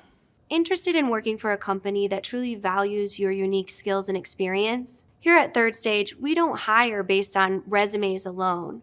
We look at the full candidate, experience, and willingness to provide excellent service for our clients. Within a technology, independent, and agnostic consulting firm, you have the opportunity to learn across industries with a diverse group of clients. Our consultants also have the opportunity to diversify their portfolio and learn across technology systems. If you're interested in joining a high-growth entrepreneurial organization, please reach out to us at work@thirdstage-consulting.com.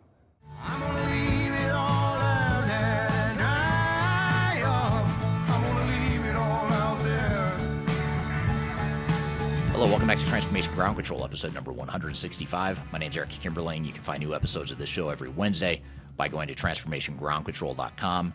You can also find past episodes of this show at transformationgroundcontrol.com. The show is produced by Major Tom Productions and sponsored by Third Stage Consulting. So we're here with Greg Benton talking about 7 strategies for ERP implementation success. Let's jump back into the conversation. So one last one here, the 7th point, the 7th strategy. I'm actually surprised we got through all 7. I was a little skeptical that you and I, we would actually be able to get through all 7. We're at the end of time, right? I know, and we are out of time. So technically we haven't really gotten through all 7 yet, but in an hour. But this one is post-go live optimization. Most people sort of draw a line in the sand and say, great, we went live. Let's take a deep breath, sigh of relief. Let's go back to our day jobs and declare victory. Why is that a flawed assumption? What should we be doing after go live to optimize our results and optimize business value? Well, again, these industry analysts say that 70% of implementations fail. And that is truly the case if you're not getting to the point where you're getting the return on the investment that you originally envisioned, or even that the organization didn't originally envision, right? Effective use of the software, streamlining processes, getting the new shiny system that's in place to operate in the way that it is optimally going to, conduct all of the processes underlying going forward. And so in many cases, this is the point where you really do map out those business processes to avoid people going back to or reverting back to the way that they did things before, and making sure that the adoption is complete, that they're starting to use the system in the proper way, that if you have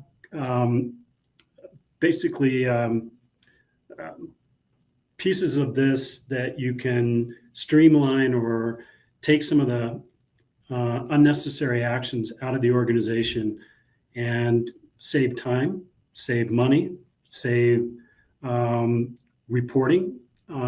So getting away from the old customized reports and having an enterprise-wide strategy for how you funnel up information and data and operate based upon those insights that you get from the organization. All of that stuff goes into the optimization, which is post-stabilization, post-go live.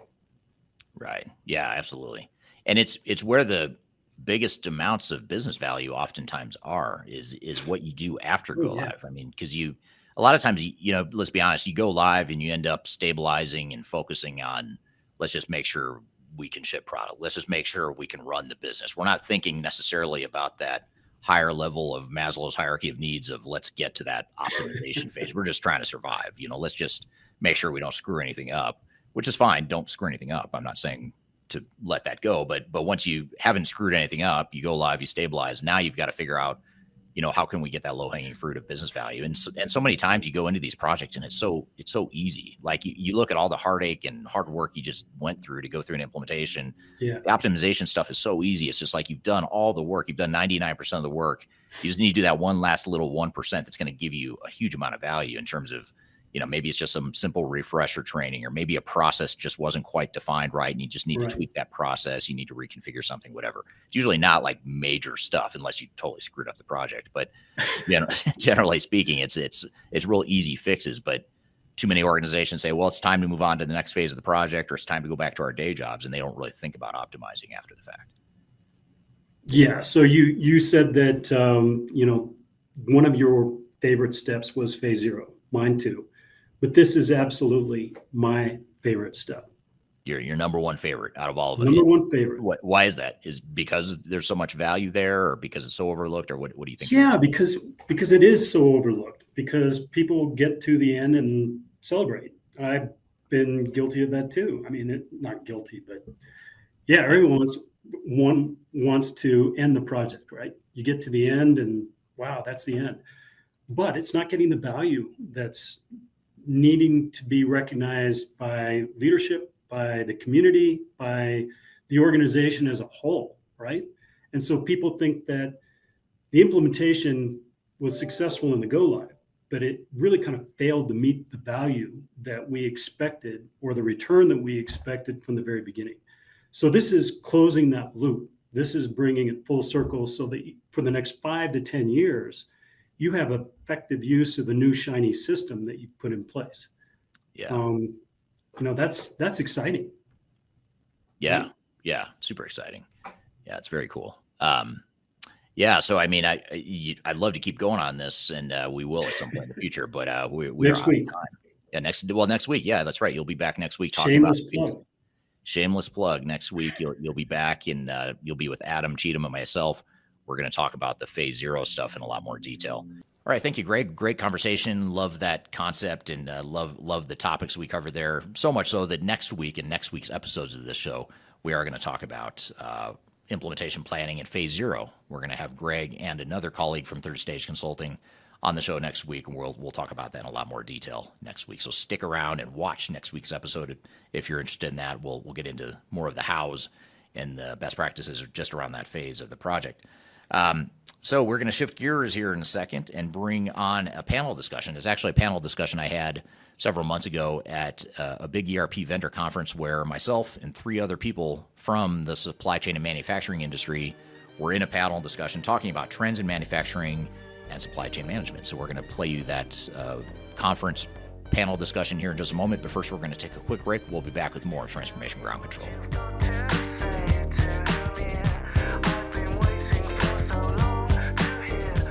My name is Eric Kimberling, and I'm the CEO and founder of Third Stage Consulting.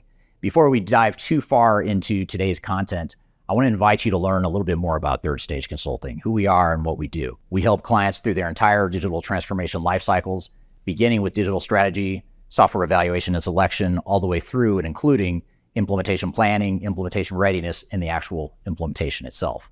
We're technology agnostic, so we only represent our clients' best interests. We do not represent software vendors. But having said that, we work very closely with software vendors, all the leading players that you can imagine we've worked with, both in helping clients evaluate and select them, but also in helping clients implement those solutions as well. So we have a very broad, objective, agnostic view of the market that is meant to really represent your interest as you go through your digital transformation. I also encourage you to scan this QR code right here to get access to our resource center. This resource center has a ton of information, a ton of ebooks that are free. You have access to top 10 software rankings, playbooks for how to make your project more successful, guides to change management, YouTube videos, all kinds of stuff that are going to help you through your digital transformation. So I encourage you to scan this QR code to get access to those resources. And please feel free to reach out to me directly to brainstorm ideas about your project. Even if it's just informally, you want to bounce around some ideas and get some informal advice, I'd be happy to spend some time with you. So feel free to reach out to me. I've included my contact information below. You can also find it in the description field of this video as well. The last thing you want to have happen is for your digital transformation to end up in court. I've been doing this for 20 years and I have seen everything. My name is Marcus Harris. I'm a software and technology attorney focusing my practice on drafting and negotiating software-related contracts and litigating software disputes across the country. Feel free to reach out to us at taftlaw.com. We'd love to talk to you about the litigation process and what you can expect.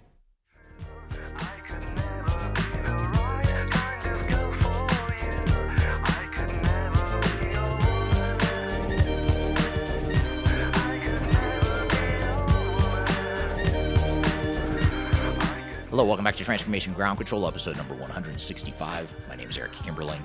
You can find new episodes of this show every Wednesday by going to transformationgroundcontrol.com.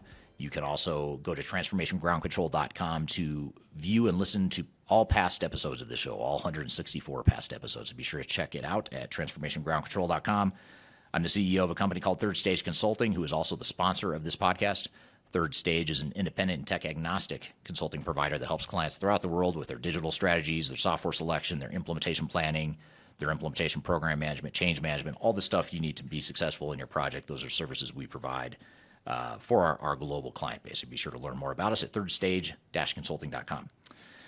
So speaking of Third Stage, myself and the Third Stage team were recently at the Epicor Insights Conference. And Epicor is a large software vendor. We go to all different types of software vendor conferences throughout the year. This particular vendor asked me to be on a panel discussion to talk about trends in manufacturing and supply chain management. And so what I wanted to do today is play you the recording from that conference where myself and three other panelists talk about some of the trends in supply chain and manufacturing, particularly as it relates to ERP implementation. So with that being said, let's roll the clip of trends in manufacturing and supply chain management. Our first panelist is Kimberling, right to my left here. He's a global digital transformation expert, highly recognized independent ERP systems expert. Welcome. Thank you. We also have Mueller, who's Director of ERP Systems, who's leading the charge in cloud adoption, continuous improvement, and M&A onboarding at Enjet Aero. Welcome. And lastly, we have David Holm, who is president of Kiski Precision and operations leader with over 20 years of experience in manufacturing precise motion solutions. So welcome all of you. And now what we'd like to do is hear a little bit more about your company. I know, Andy, you gave us kind of a little bit of the highlights. Is there anything else that you'd like to add? You bet. Thanks for the opportunity, Christine. So again, my name is Andy Hrasky. I work for Magna International, and in some circles I find that Magna is the largest company that a lot of people don't know anything about. So a little bit about more what Magna does. We're a mobility company, and frankly, a lot of our revenue right now is generated and has been by being one of the top tier one automotive suppliers in the industry. We do so running a company that's just under $40 billion in revenue.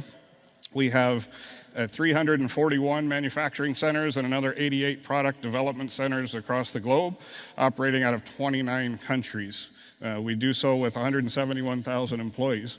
My role with the company has to do with stuff you don't see on a car. So in fact, Magna is present on about 80% of all vehicles manufactured today has some sort of content. The pieces that I'm focused on are a lot of the underbody structure, things you don't see, frames, now battery trays with electrification, which we'll talk more about. And those divisions are specifically within a group called Cosma and within our USA West region. So thank you for the opportunity. Yeah, great. Nick, can you give us a little more insight into Enjet Aero and how you deliver precise motion? Yeah, thank you. Enjet Aero is a precision manufacturing for the aerospace engine sector. We do machining, fabrication, multi-part assemblies for pretty much any engine that is up in the air. We're a company that's new. We've been around since 2017, built on acquisition. We're 9 manufacturing facilities starting in the Midwest, moving up through the East Coast, kind of taking the aerospace engine supply chain or supply market over and being the best. Very good. And David, we'd all be interested in how your plant floors are automated with your motion technology. Can you tell us a bit more about Aerotech? Sure, Christine, thank you. And thank you for having me. Aerotech is a high-precision motion control company. What does that mean? Well, that means that we move things back and forth and round at levels of precision that nobody can see and very few people even understand. We have the markets that we serve are the energy industry, medical device manufacturing, consumer electronics, and the semiconductor industry. We have 8 companies operating internationally, and some of the cool things that we do with Epicor, we finitely schedule over 20,000 jobs every Saturday. We run MRP every weekday evening. We use Capable to Promise to schedule every new order that comes in. And we also are able to close our books financially every month within 24 hours. Whoa.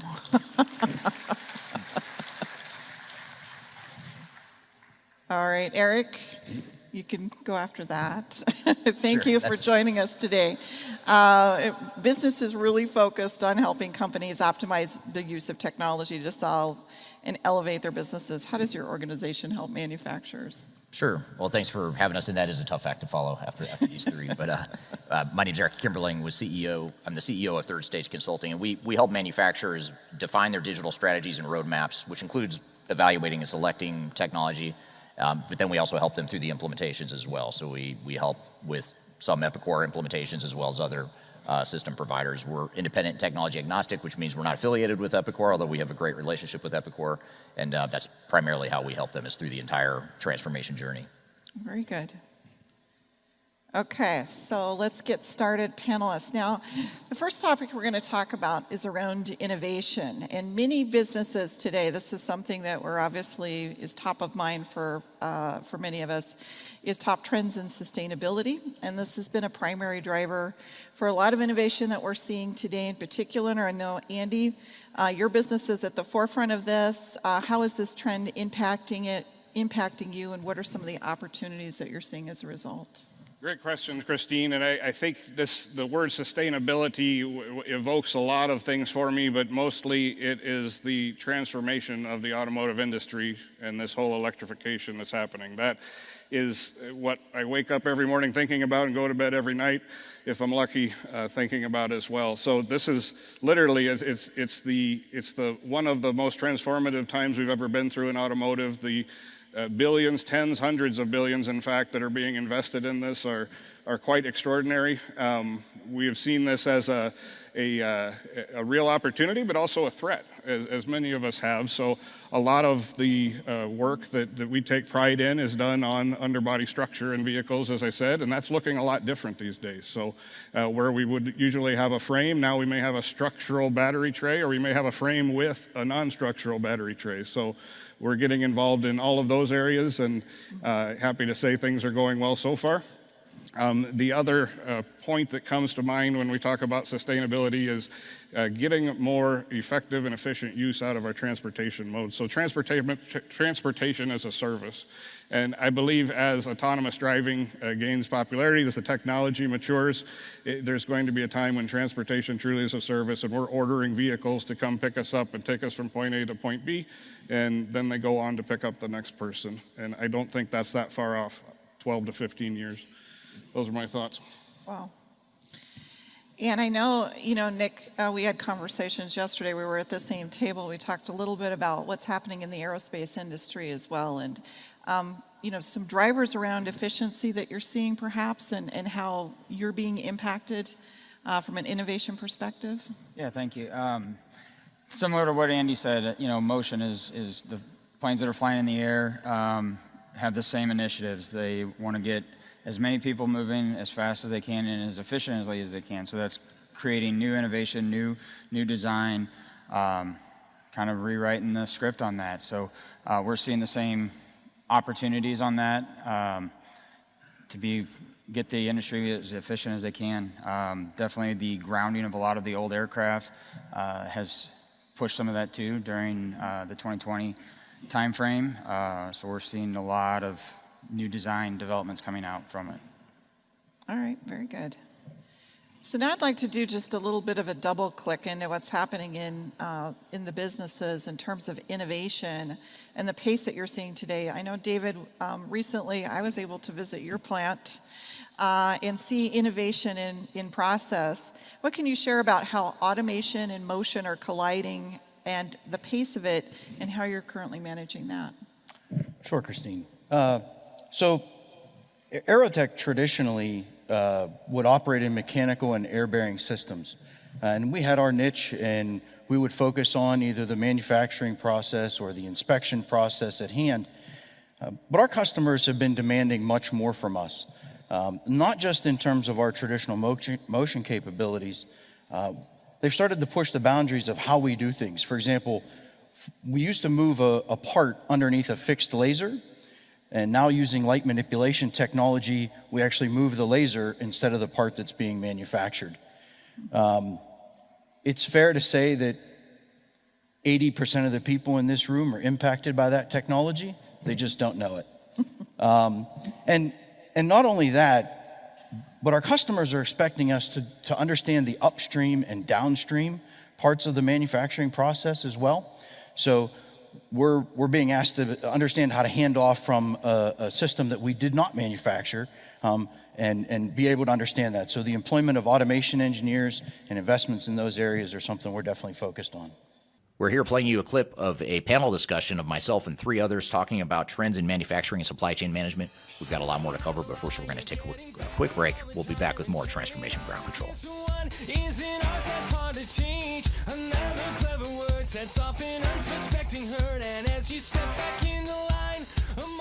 If you are aiming for transformation success, turn to Third Stage Consulting Group. Third Stage's independent and technology agnostic consulting team helps clients define their digital strategies, define their roadmaps, and manage their transformations. With offices in the US, Europe, and Australia, our team helps the world's most forward-thinking organizations through their transformation pitfalls and risks. If you are embarking on a digital transformation or business change initiative, contact Third Stage Consulting to see how we can help you reach the third stage of transformation success. Learn more about us and download independent reports, videos, and other best practices at thirdstage-consulting.com. Are you looking for ways to promote your product or service to enterprise technology decision makers and influencers throughout the world, like the ones who listen to this podcast? Major Tom Productions creates media, events, and influencer marketing for B2B technology providers. Our productions are exciting, educational, disruptive, and effective. Most importantly, they create results. Our content is unlike any other in this industry, engaging, influential, and trusted by technology buyers and influencers throughout the world. Each month, our productions reach hundreds of thousands of targeted buyers and decision makers who trust and engage with our honest and tech-agnostic content. With long-tail viral results and engagement with our content, Major Tom Productions provides a way to reach your target market and create awareness, calls to action, and a connection with potential customers. So collaborate with us today. Learn how we can feature your product or service on podcasts such as Transformation Ground Control, Journey to S4HANA, and Journey to Dynamics 365. We can also feature your brand on our YouTube channel called Digital Transformation with Kimberling, which boasts over 100,000 subscribers and over 2 million video views per year. You can also participate in our in-person events, including our Digital Stratosphere Conference. Contact us today to learn more. We can tailor a marketing campaign that works for you. We look forward to helping more people learn more about and become engaged with your brand.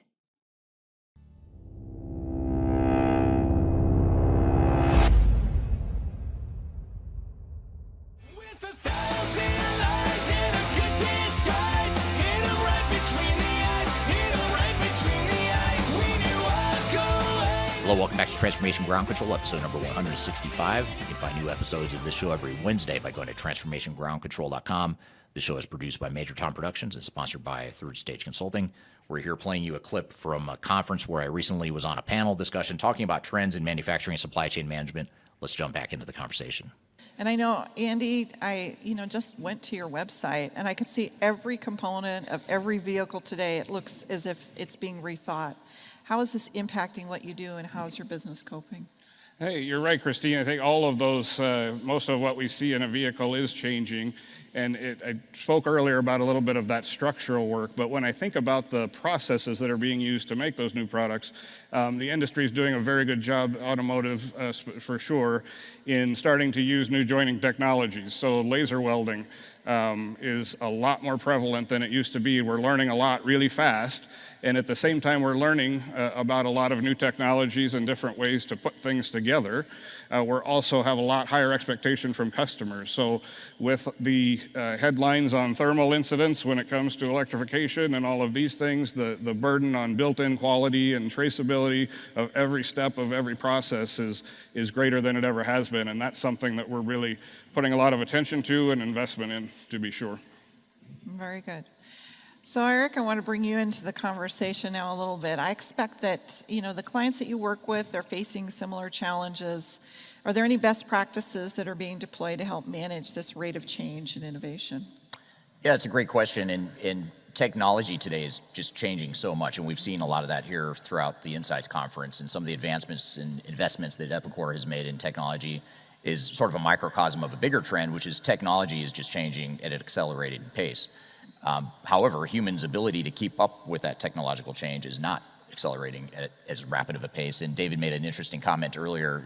Something you said that really stuck out was it's a technology that impacts our daily lives, but we don't know it. And that's what you want. That's, to me, the ideal state of a transformation is you're using technology to drive innovation and to drive improvements to your business without it being disruptive in a negative way. And too often we get caught up in that chasm between technological change and humans' inability to keep up or difficulty keeping up.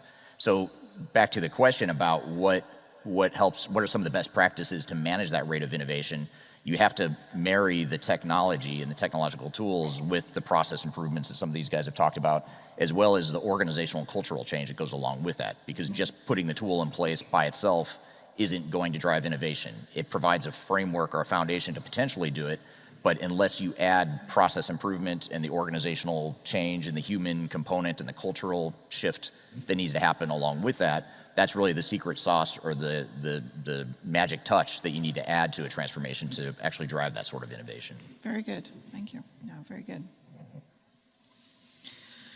So let's transition to a topic all of us are very well aware of. This is around the supply chain, where we have disruption and cost and change that are all aspects of our supply chain challenges that we're feeling today. I'd be interested in what aspect is most painful for your business and how it's responding. And I know, Nick, yesterday we had a conversation about, the aerospace and defense supply chain. What have you found and how are you responding with some of those challenges? Yeah, thank you. Probably like most people in here, supply chain's been tough. It's been the hardest thing to overcome right now in manufacturing. And so what we've had to do is get creative. Lead times are extending, just actual supply availability. You didn't have multiple places where you could just go and get all the material you needed. Now you're going to multiple places to just get enough material that you can make what you need. You're having to forecast further than your customers are forecasting for their demand. And to do that, you kind of have to get creative with your data. I heard this morning on the stage talking about, the town you're from or the demographics you're from, things like that. And you kind of have to think outside the box with your analytics of what you're going to predict is needed so that you don't end up in a situation. Because when you're talking 2 years lead time, you can't miss. You have to be ready. And you can't risk the inventory because the cash is king and you don't want to be sitting on it. So. Absolutely. So David, let's shift to you. In the past, you've referred to dramatic material cost increases as being a challenge. How are you responding to this? And just as importantly, how are your customers responding and how are you helping them? So the material costs have had a significant impact on our bottom line. There's no question about that. Aerotech is a forever company. We expect to be here forever, and that's the way we operate every day. And the way we've decided to handle the rising material costs is to not pass that on to our customers in the way of updating orders that are on the books with new prices. So we've essentially decided to eat those costs. We've made some price increases for the future, but we felt like it was in our best interest of our customers that that's the way we treated the problem. Mm-hmm. So because we took that stance, it forced us to be very creative internally with how to keep those costs as minimal as possible. So one of the ways that we've been able to do that is through developing our own internal services and companies that we can not only provide internal services for Aerotech, but we can also sell those services to other people as well. Well, good. So let's shift to another topic. This is around automation and the smart factory. These solutions are mentioned by several of you to improve productivity on the plant floor, and it's a key strategy to produce more with less. Where are you in your automation strategy, and what does your 3 to 5 year plan look like? And I'd actually be interested, before I ask the question of any of you, how many of you in the room, with a show of hands, currently have an IoT project that you're working on? Quite a few of you. How many of you are connecting that IoT project with Kinetic? Okay, so I'm seeing a few opportunities for us here, and I know we talked about this yesterday as well. So let's see, so David, I go to you first here. So your business is at the heart of automation. Where do you think this technology is taking us?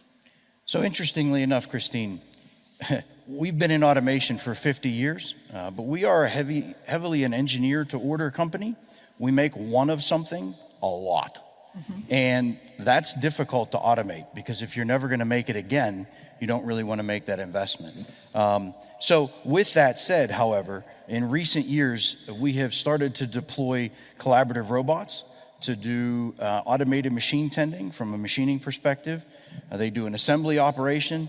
And recently we've invested in laser welding technology similar to Magna, and we use the collaborative robots for that as well. Very good. So Andy, off to you. So I know you have these planned strategies in this area. I'd be interested to hear a little bit more about what you're doing there. Yeah, you bet, Christine. I think a lot of this electrification and autonomous driving is happening at the same time we're going through this Industry 4.0 revolution, and just so many different priorities. This is an area that we have, as a company, have invested strongly in as part of the $1 billion that we're investing in just the 7 plants that I'm working with today. There's a good piece of that budget that's going into just creating the foundation for different IoT projects, et cetera. I think to pick up on where Dave was talking, we build a lot of the same thing a whole lot of times. So we're high volume repetitive manufacturing. And what I'm most excited, I don't understand a lot of this stuff. I depend on people a lot smarter than me, but what I can see on our shop floors is a much better use of efficiency data. So not a very sexy topic, but we're doing a lot more than just measuring throughput by what comes out of the end of an assembly line. We're giving operators the ability to be able to control each and every cycle, give them visual information on exactly what the expectation is, what the standard is, allow those team leaders to be looking at dashboards so that they can offer assistance where needed.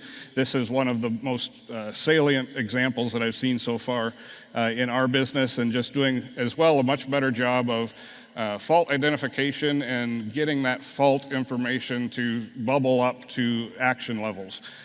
We've always had the data, we always say we use it, we track mean time to failure, mean time to repair, we do all of this, but we've never really had in-our-face data summarized to a point where we can act on it when it's happening, and that's pretty exciting to me.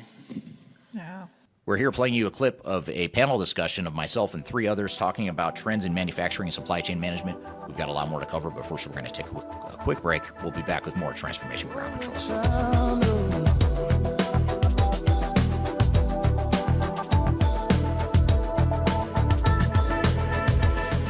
People oftentimes ask me how I built such a strong social media following on YouTube and LinkedIn and Facebook and other outlets. And the fact of the matter is it took me a long time to build a following through a lot of trial and error, making a lot of mistakes. Had I known that there were companies out there that could help me build my brand, I would have done that a long time ago. I didn't know that, but the good news is that there is today a consulting firm that will help you through building your own personal brand through some of their training programs. The company is called Roloff Consulting, and if you're familiar with Emma Roloff, she's someone that I've had on this podcast before, and she's well known in the digital transformation space as well as the sales space. And she's big on TikTok, YouTube, and LinkedIn.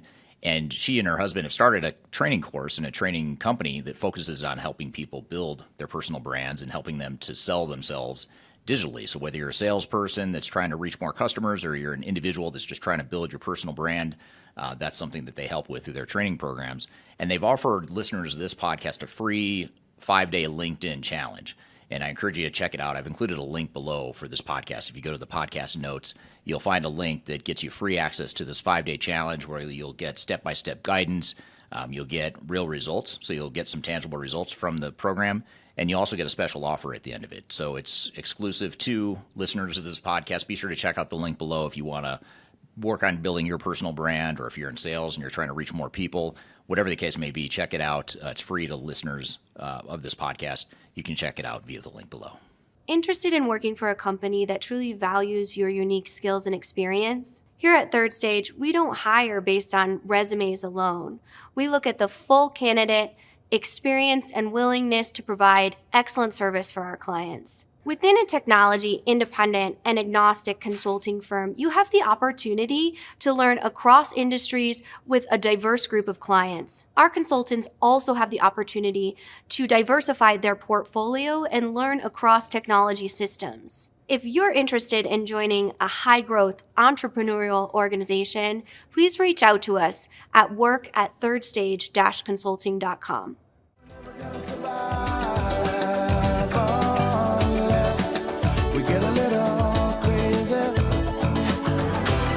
Hello, welcome back to Transformation Ground Control, episode number 165. You can find new episodes of this show every Wednesday by going to transformationgroundcontrol.com.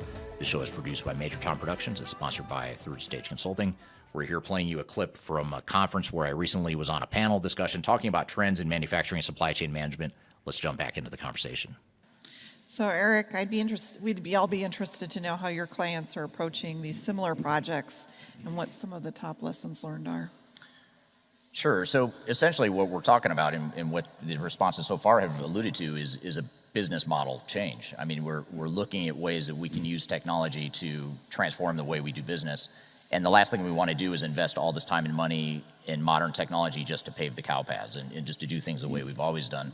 So this really involves changing and rethinking our business. And that's what's so important to take the time to do during projects like this. And too often organizations get really caught up in, we're going to implement Epicor or whatever the system is. We're going to implement Epicor and we're going to do it in, say, 12 months. We've got to get that done in 12 months. That might be a realistic time frame, but you've got to look at it not just from the perspective of putting in new technology, but how are you going to rethink your business and how are you going to change your business processes, your operating model, your overall business model to really leverage these technologies. And sometimes that takes longer than, say, 12 months. And so you really have to find that right balance between trying to optimize implementation time and cost and business value.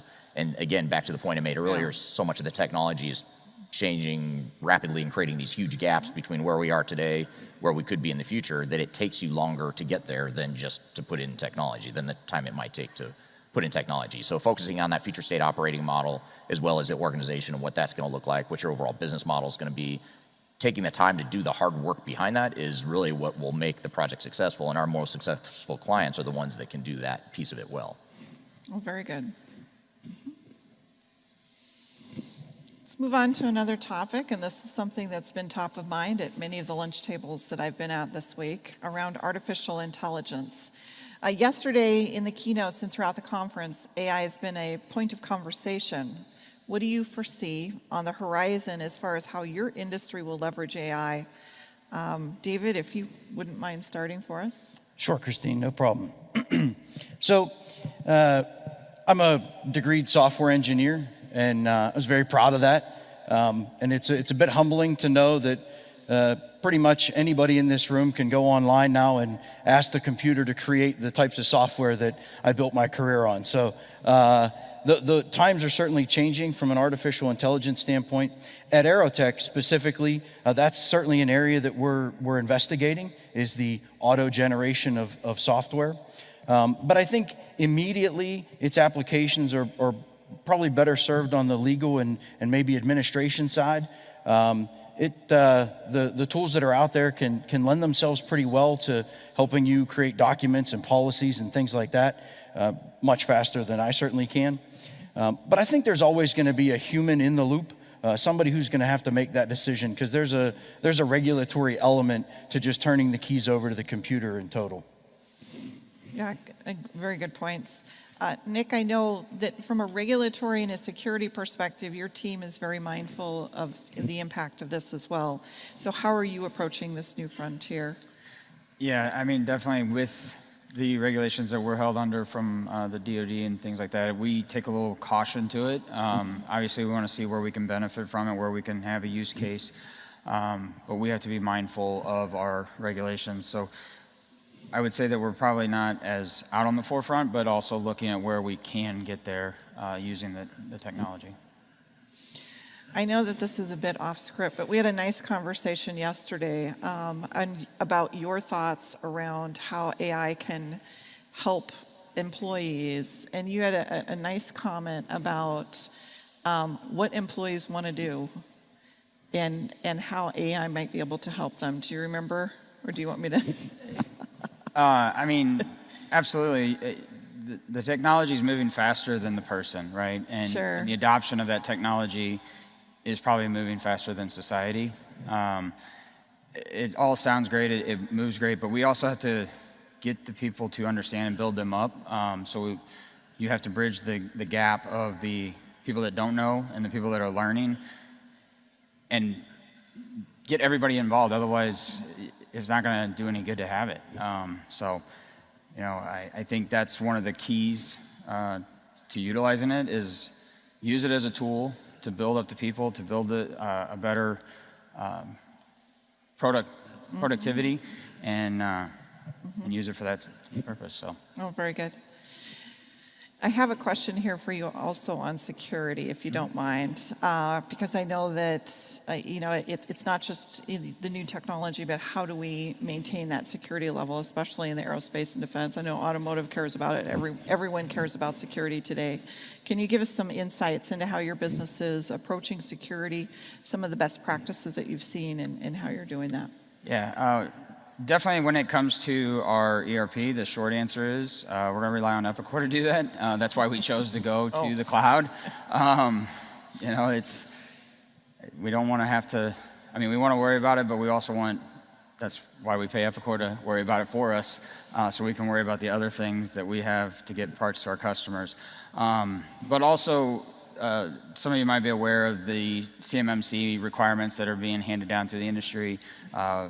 That's one of our big initiatives that we have to abide by. So everything that we implement as far as technology has to kind of run through that filter to make sure it meets the requirements.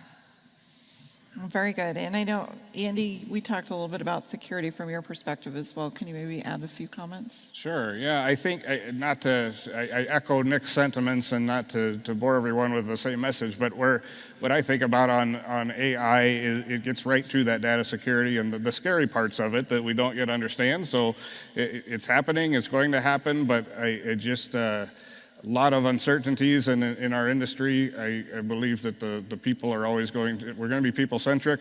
There are a lot of responsibilities, as David also talked about, and a lot remains to be seen, and tread carefully. All right. So we shall see. In terms of business expansion, here we're looking at business growth. It can be either organic or through acquisition. And we've had several nice acquisitions ourselves, as we shared with you yesterday. Increasing capability through acquisition, Eric what is your thoughts on whether this is going to continue across the industry?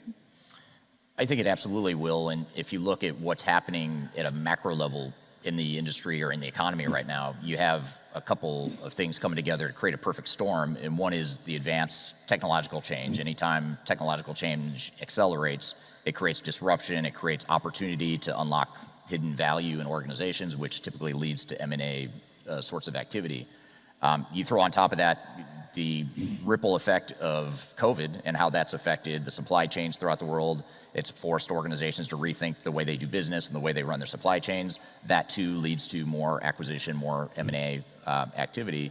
And then I think just in general, with the economy going through some rough patches right now, in general, anytime the economy is disrupted, it tends to lead to more M&A activity. So I'd say in our client base globally, it's probably 60 to 70% of them or more of our clients that we work with right now throughout the world are going through some sort of M&A activity. They're out actively acquiring companies or merging or trying to figure out how to integrate existing operations. So it's something that I don't see slowing down anytime soon. Very good. Nick, I know your company's been in acquisition mode, and I know that you're the master of acquisitions in terms of operationalizing them. Can you maybe give us some of your best practices that you've found?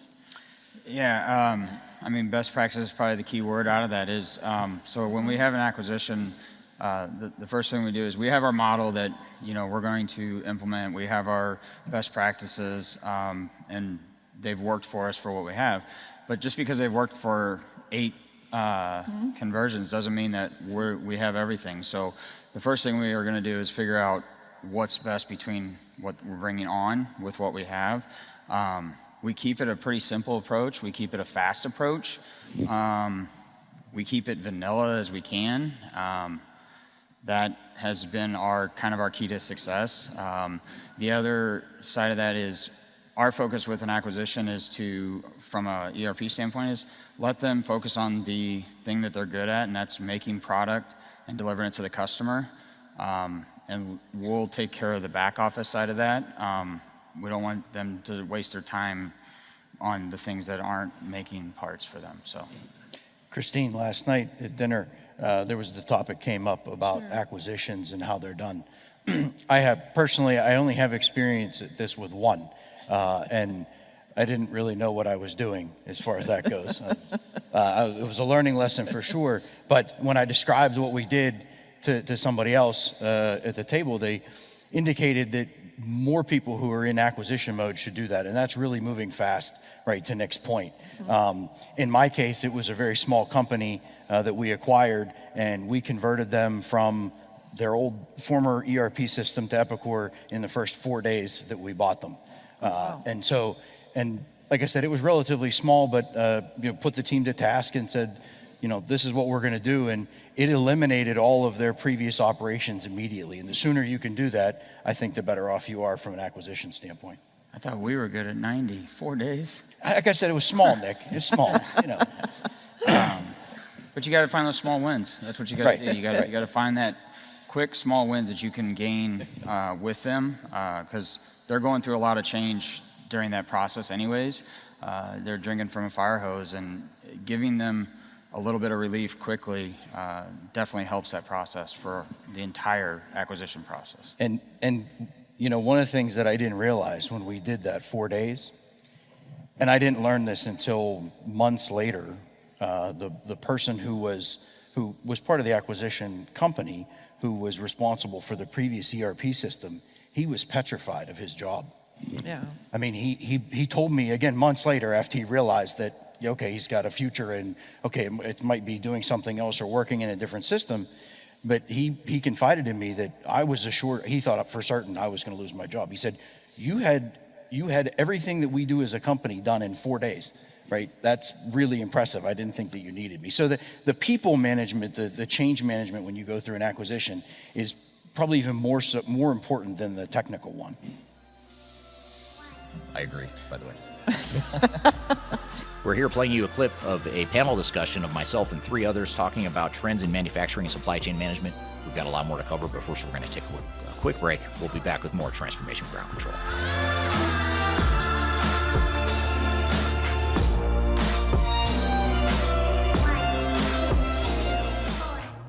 I recently published my first book. It's called The Final Countdown, Strategies to Reach the Third Stage of Digital Transformation. And I wrote this book because I really wanted to find a concise way to share some of my knowledge around digital strategy and how to get started on a digital transformation journey. So in this book, I cover 3 different sections. I cover the people, process, and technology aspects of transformation, with the idea that it's meant to be a starting point, a launching pad for organizations and team members that are going through digital transformations. So I encourage you to buy this book. You can get it electronically, you can get it paperback, or you can get it in hard copy as I'm holding here in front of you. You can get it by going to thefinalcountdown.com. You can also search for it on Amazon if you shop at Amazon. Otherwise, just go to thefinalcountdown.com. Love to hear your feedback on this book as well. So I hope you check it out and hope you enjoy. I'm excited to share our newly released 2024 Digital Enterprise Operations Report.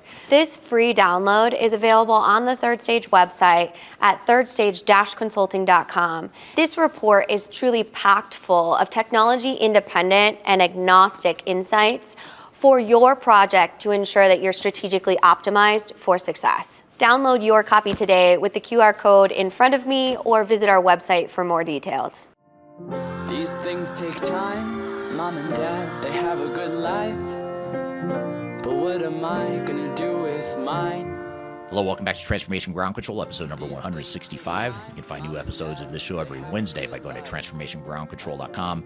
The show is produced by Major Tom Productions and sponsored by Third Stage Consulting. We're here playing you a clip from a conference where I recently was on a panel discussion talking about trends in manufacturing and supply chain management. Let's jump back into the conversation.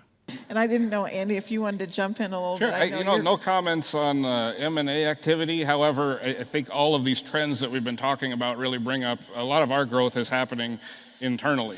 And so, in fact, here we just received a major award last week that will have us building and controlling all of the underbody structure for both the 2 biggest OEMs in full-size pickups and SUVs for body-on-frame vehicles.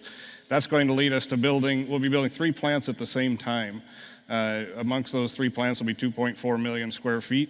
And I don't know that we've ever done 3 at the same time. So both within, outside 4 walls and within 4 walls, I think there's just a lot of excitement and activity and crazy amounts of growth in all these transitions. Very good. If you want to jump in. Yeah, I love what David said about the change management piece of it, but I think the example you gave of your ERP guy that was worried about his job, that's the way we should all think about our organizations, is that this technology, as cool as it is, we might all get excited about it here at a conference. We go back to our home offices and try to roll this out to the masses, and people may be on board with it conceptually and say, yeah, this is great. These tool sets can be awesome. It's going to be perfect. It's going to help our business. I get it. I understand why we're doing it.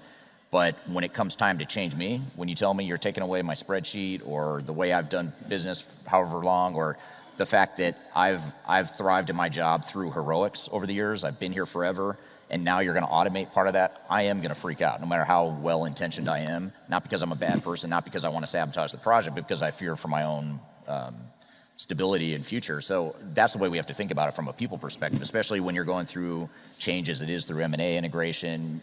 People start to panic or get nervous as it is. Then you introduce new technology, you change business processes, you start to standardize. That's just a lot of change for people to consume, and they're going to get nervous. And on the surface, it may look like they're on board and they're supportive, but you have to assume that they are at some point going to freak out, for lack of a better word. And you have to really invest heavily in that change piece of it. Yeah, very good points. So my last question is, at Epicor, we consider each of you partners, not only in helping you run your business, but in making us better. And I want to thank each of you for spending your time with us to express your thoughts and with our audience, as well as our leaders as they interact with you. What advice do you have for Epicor to ensure our success in the next 3 to 5 years? And remember that my boss is sitting back there somewhere. I was going to ask, are you sure you want to go there? Yes, I do. Actually, I do. I am very interested. I'll start it. I think keep innovating the technology that we have going, keep building on the product you have, not only from the additional things that are being added to it, but the core. The statement I guess I think of is, keep thinking big and supporting small is kind of the key word that I would throw out there. Mm-hmm. Yeah, I would echo Nick's comments, right? As I look out into the audience, I'm reminded of the strong relationships that we've built with the user groups in our area, both the Western and the Central user groups. And we make stuff, right? We make stuff all day long, every day. And not to not focus on the core technology that is what got Epicor to this point, I think that'd be detrimental. And I'm not saying that that's happening, but certainly making sure that those areas of the product are as equally impacted as some of the recent acquisitions and other data analytics and things like that. Very good. And you're one of our cab members, so you make sure that we do that too, right? Correct. Yes, for sure. So for sure. we've got way to put it back on us. Good on the That's board. good. That's good. Something good on the stuff. Blame? No, I'm sorry. Go ahead, Andy. Sure. I appreciate the question, and I'd like to comment on, and don't forget about ERP in the next 3 to 5 years. And even though it's not the latest, brightest, and shiny thing, I do need to qualify my next comments so that everybody's aware that I do, in fact, wear CMS embroidered underwear, as may have been evident from my earlier comments. So I think a focus on that ERP system specifically, in light of a lot of the trends and transitions that we're talking about, that's a real, I'd say a diamond in the rough, but it's not really. It's a diamond there, it just needs a little bit more polish and some care and attention, and I think it can really be a big revenue generator for the company. All right. Any thoughts? Yeah, I've only got, 8 minutes? Try to cover what I can in that amount of time. Just kidding. But no, I'd say that, starting with the positive, I think that I view Epicor's leadership team as extremely strong. I think it's sort of like a greatest hits of the ERP software industry. They've sort of assembled this all-star super group of executives that are running the company. So my recommendation would be to keep building on that, keep that team around, because about 10 years ago, I'd say-ish, I might have the dates wrong, but about a decade ago, Epicor, I'd say, went through a pretty dark time. They've always had a strong product and a strong suite of products, especially in the manufacturing and distribution space, but there is PE, ownership changes, executive changes, and there's some collateral damage, I'd say, that happened a decade ago where I'd say the ecosystem suffered. The VARs and the resellers in the space, it just wasn't robust, and Epicor had scaled back the professional services piece of it. And this is all in the past. I'm not trying to rehash the past, but the executive team now, I think, is doing a good job of correcting that, but there's still more work to do in that space. And then the last thing I'd say, or the third thing I'd suggest as a recommendation, is just to provide more clarity on where different products fit and where they don't. Because I think the beauty of Epicor is they've got this sort of best-of-breed strategy where they've got different systems that fit different situations. They're not trying to be everything to everyone. They're not trying to do a one-size-fits-all strategy, which I think is the right approach, especially in this space. But they could do a better job, I think, in my opinion, on the marketing side, just to be more clear about where those products fit and how they're different from one another. And Christine, I will also add that yesterday when I got the chance to talk to Steve, and I'll echo what Eric said, since we started using the product, which we bought back in 2015, which is shortly thereafter is I think when the leadership change happened, it's been very good. And I really think that Epicor's focus on us as the customer, right? Whether it's the advisory board that we sit on or the product advisory boards, listening to the customers and getting their feedback, I think that that's really important, and would strongly encourage you to continue to do that. All right, that was great stuff. I hope you learned a lot in that panel discussion. It was a fun panel discussion for me to do as well. I always love being on the stage or speaking with people that are from industry and have that sort of inside scoop on running supply chain and manufacturing operations themselves. So great stuff there, and hope you enjoyed it as well. So that's it for today's episode. I want to thank you all for being here. Thank you for all the great comments and questions, and we'll have a new episode for you next week. Episode number 166 you can find next week, streaming live to LinkedIn, YouTube, Facebook, and Twitter. You can also find it by going to transformationgroundcontrol.com. If you can't wait that long and you really want to get more digital transformation knowledge, I encourage you to check out all 164 past episodes of the show by going to transformationgroundcontrol.com. You can listen or watch wherever you prefer by just going to transformationgroundcontrol.com. So I hope you all have a great week, and we will see you next week on the Transformation Ground Control podcast. Take care.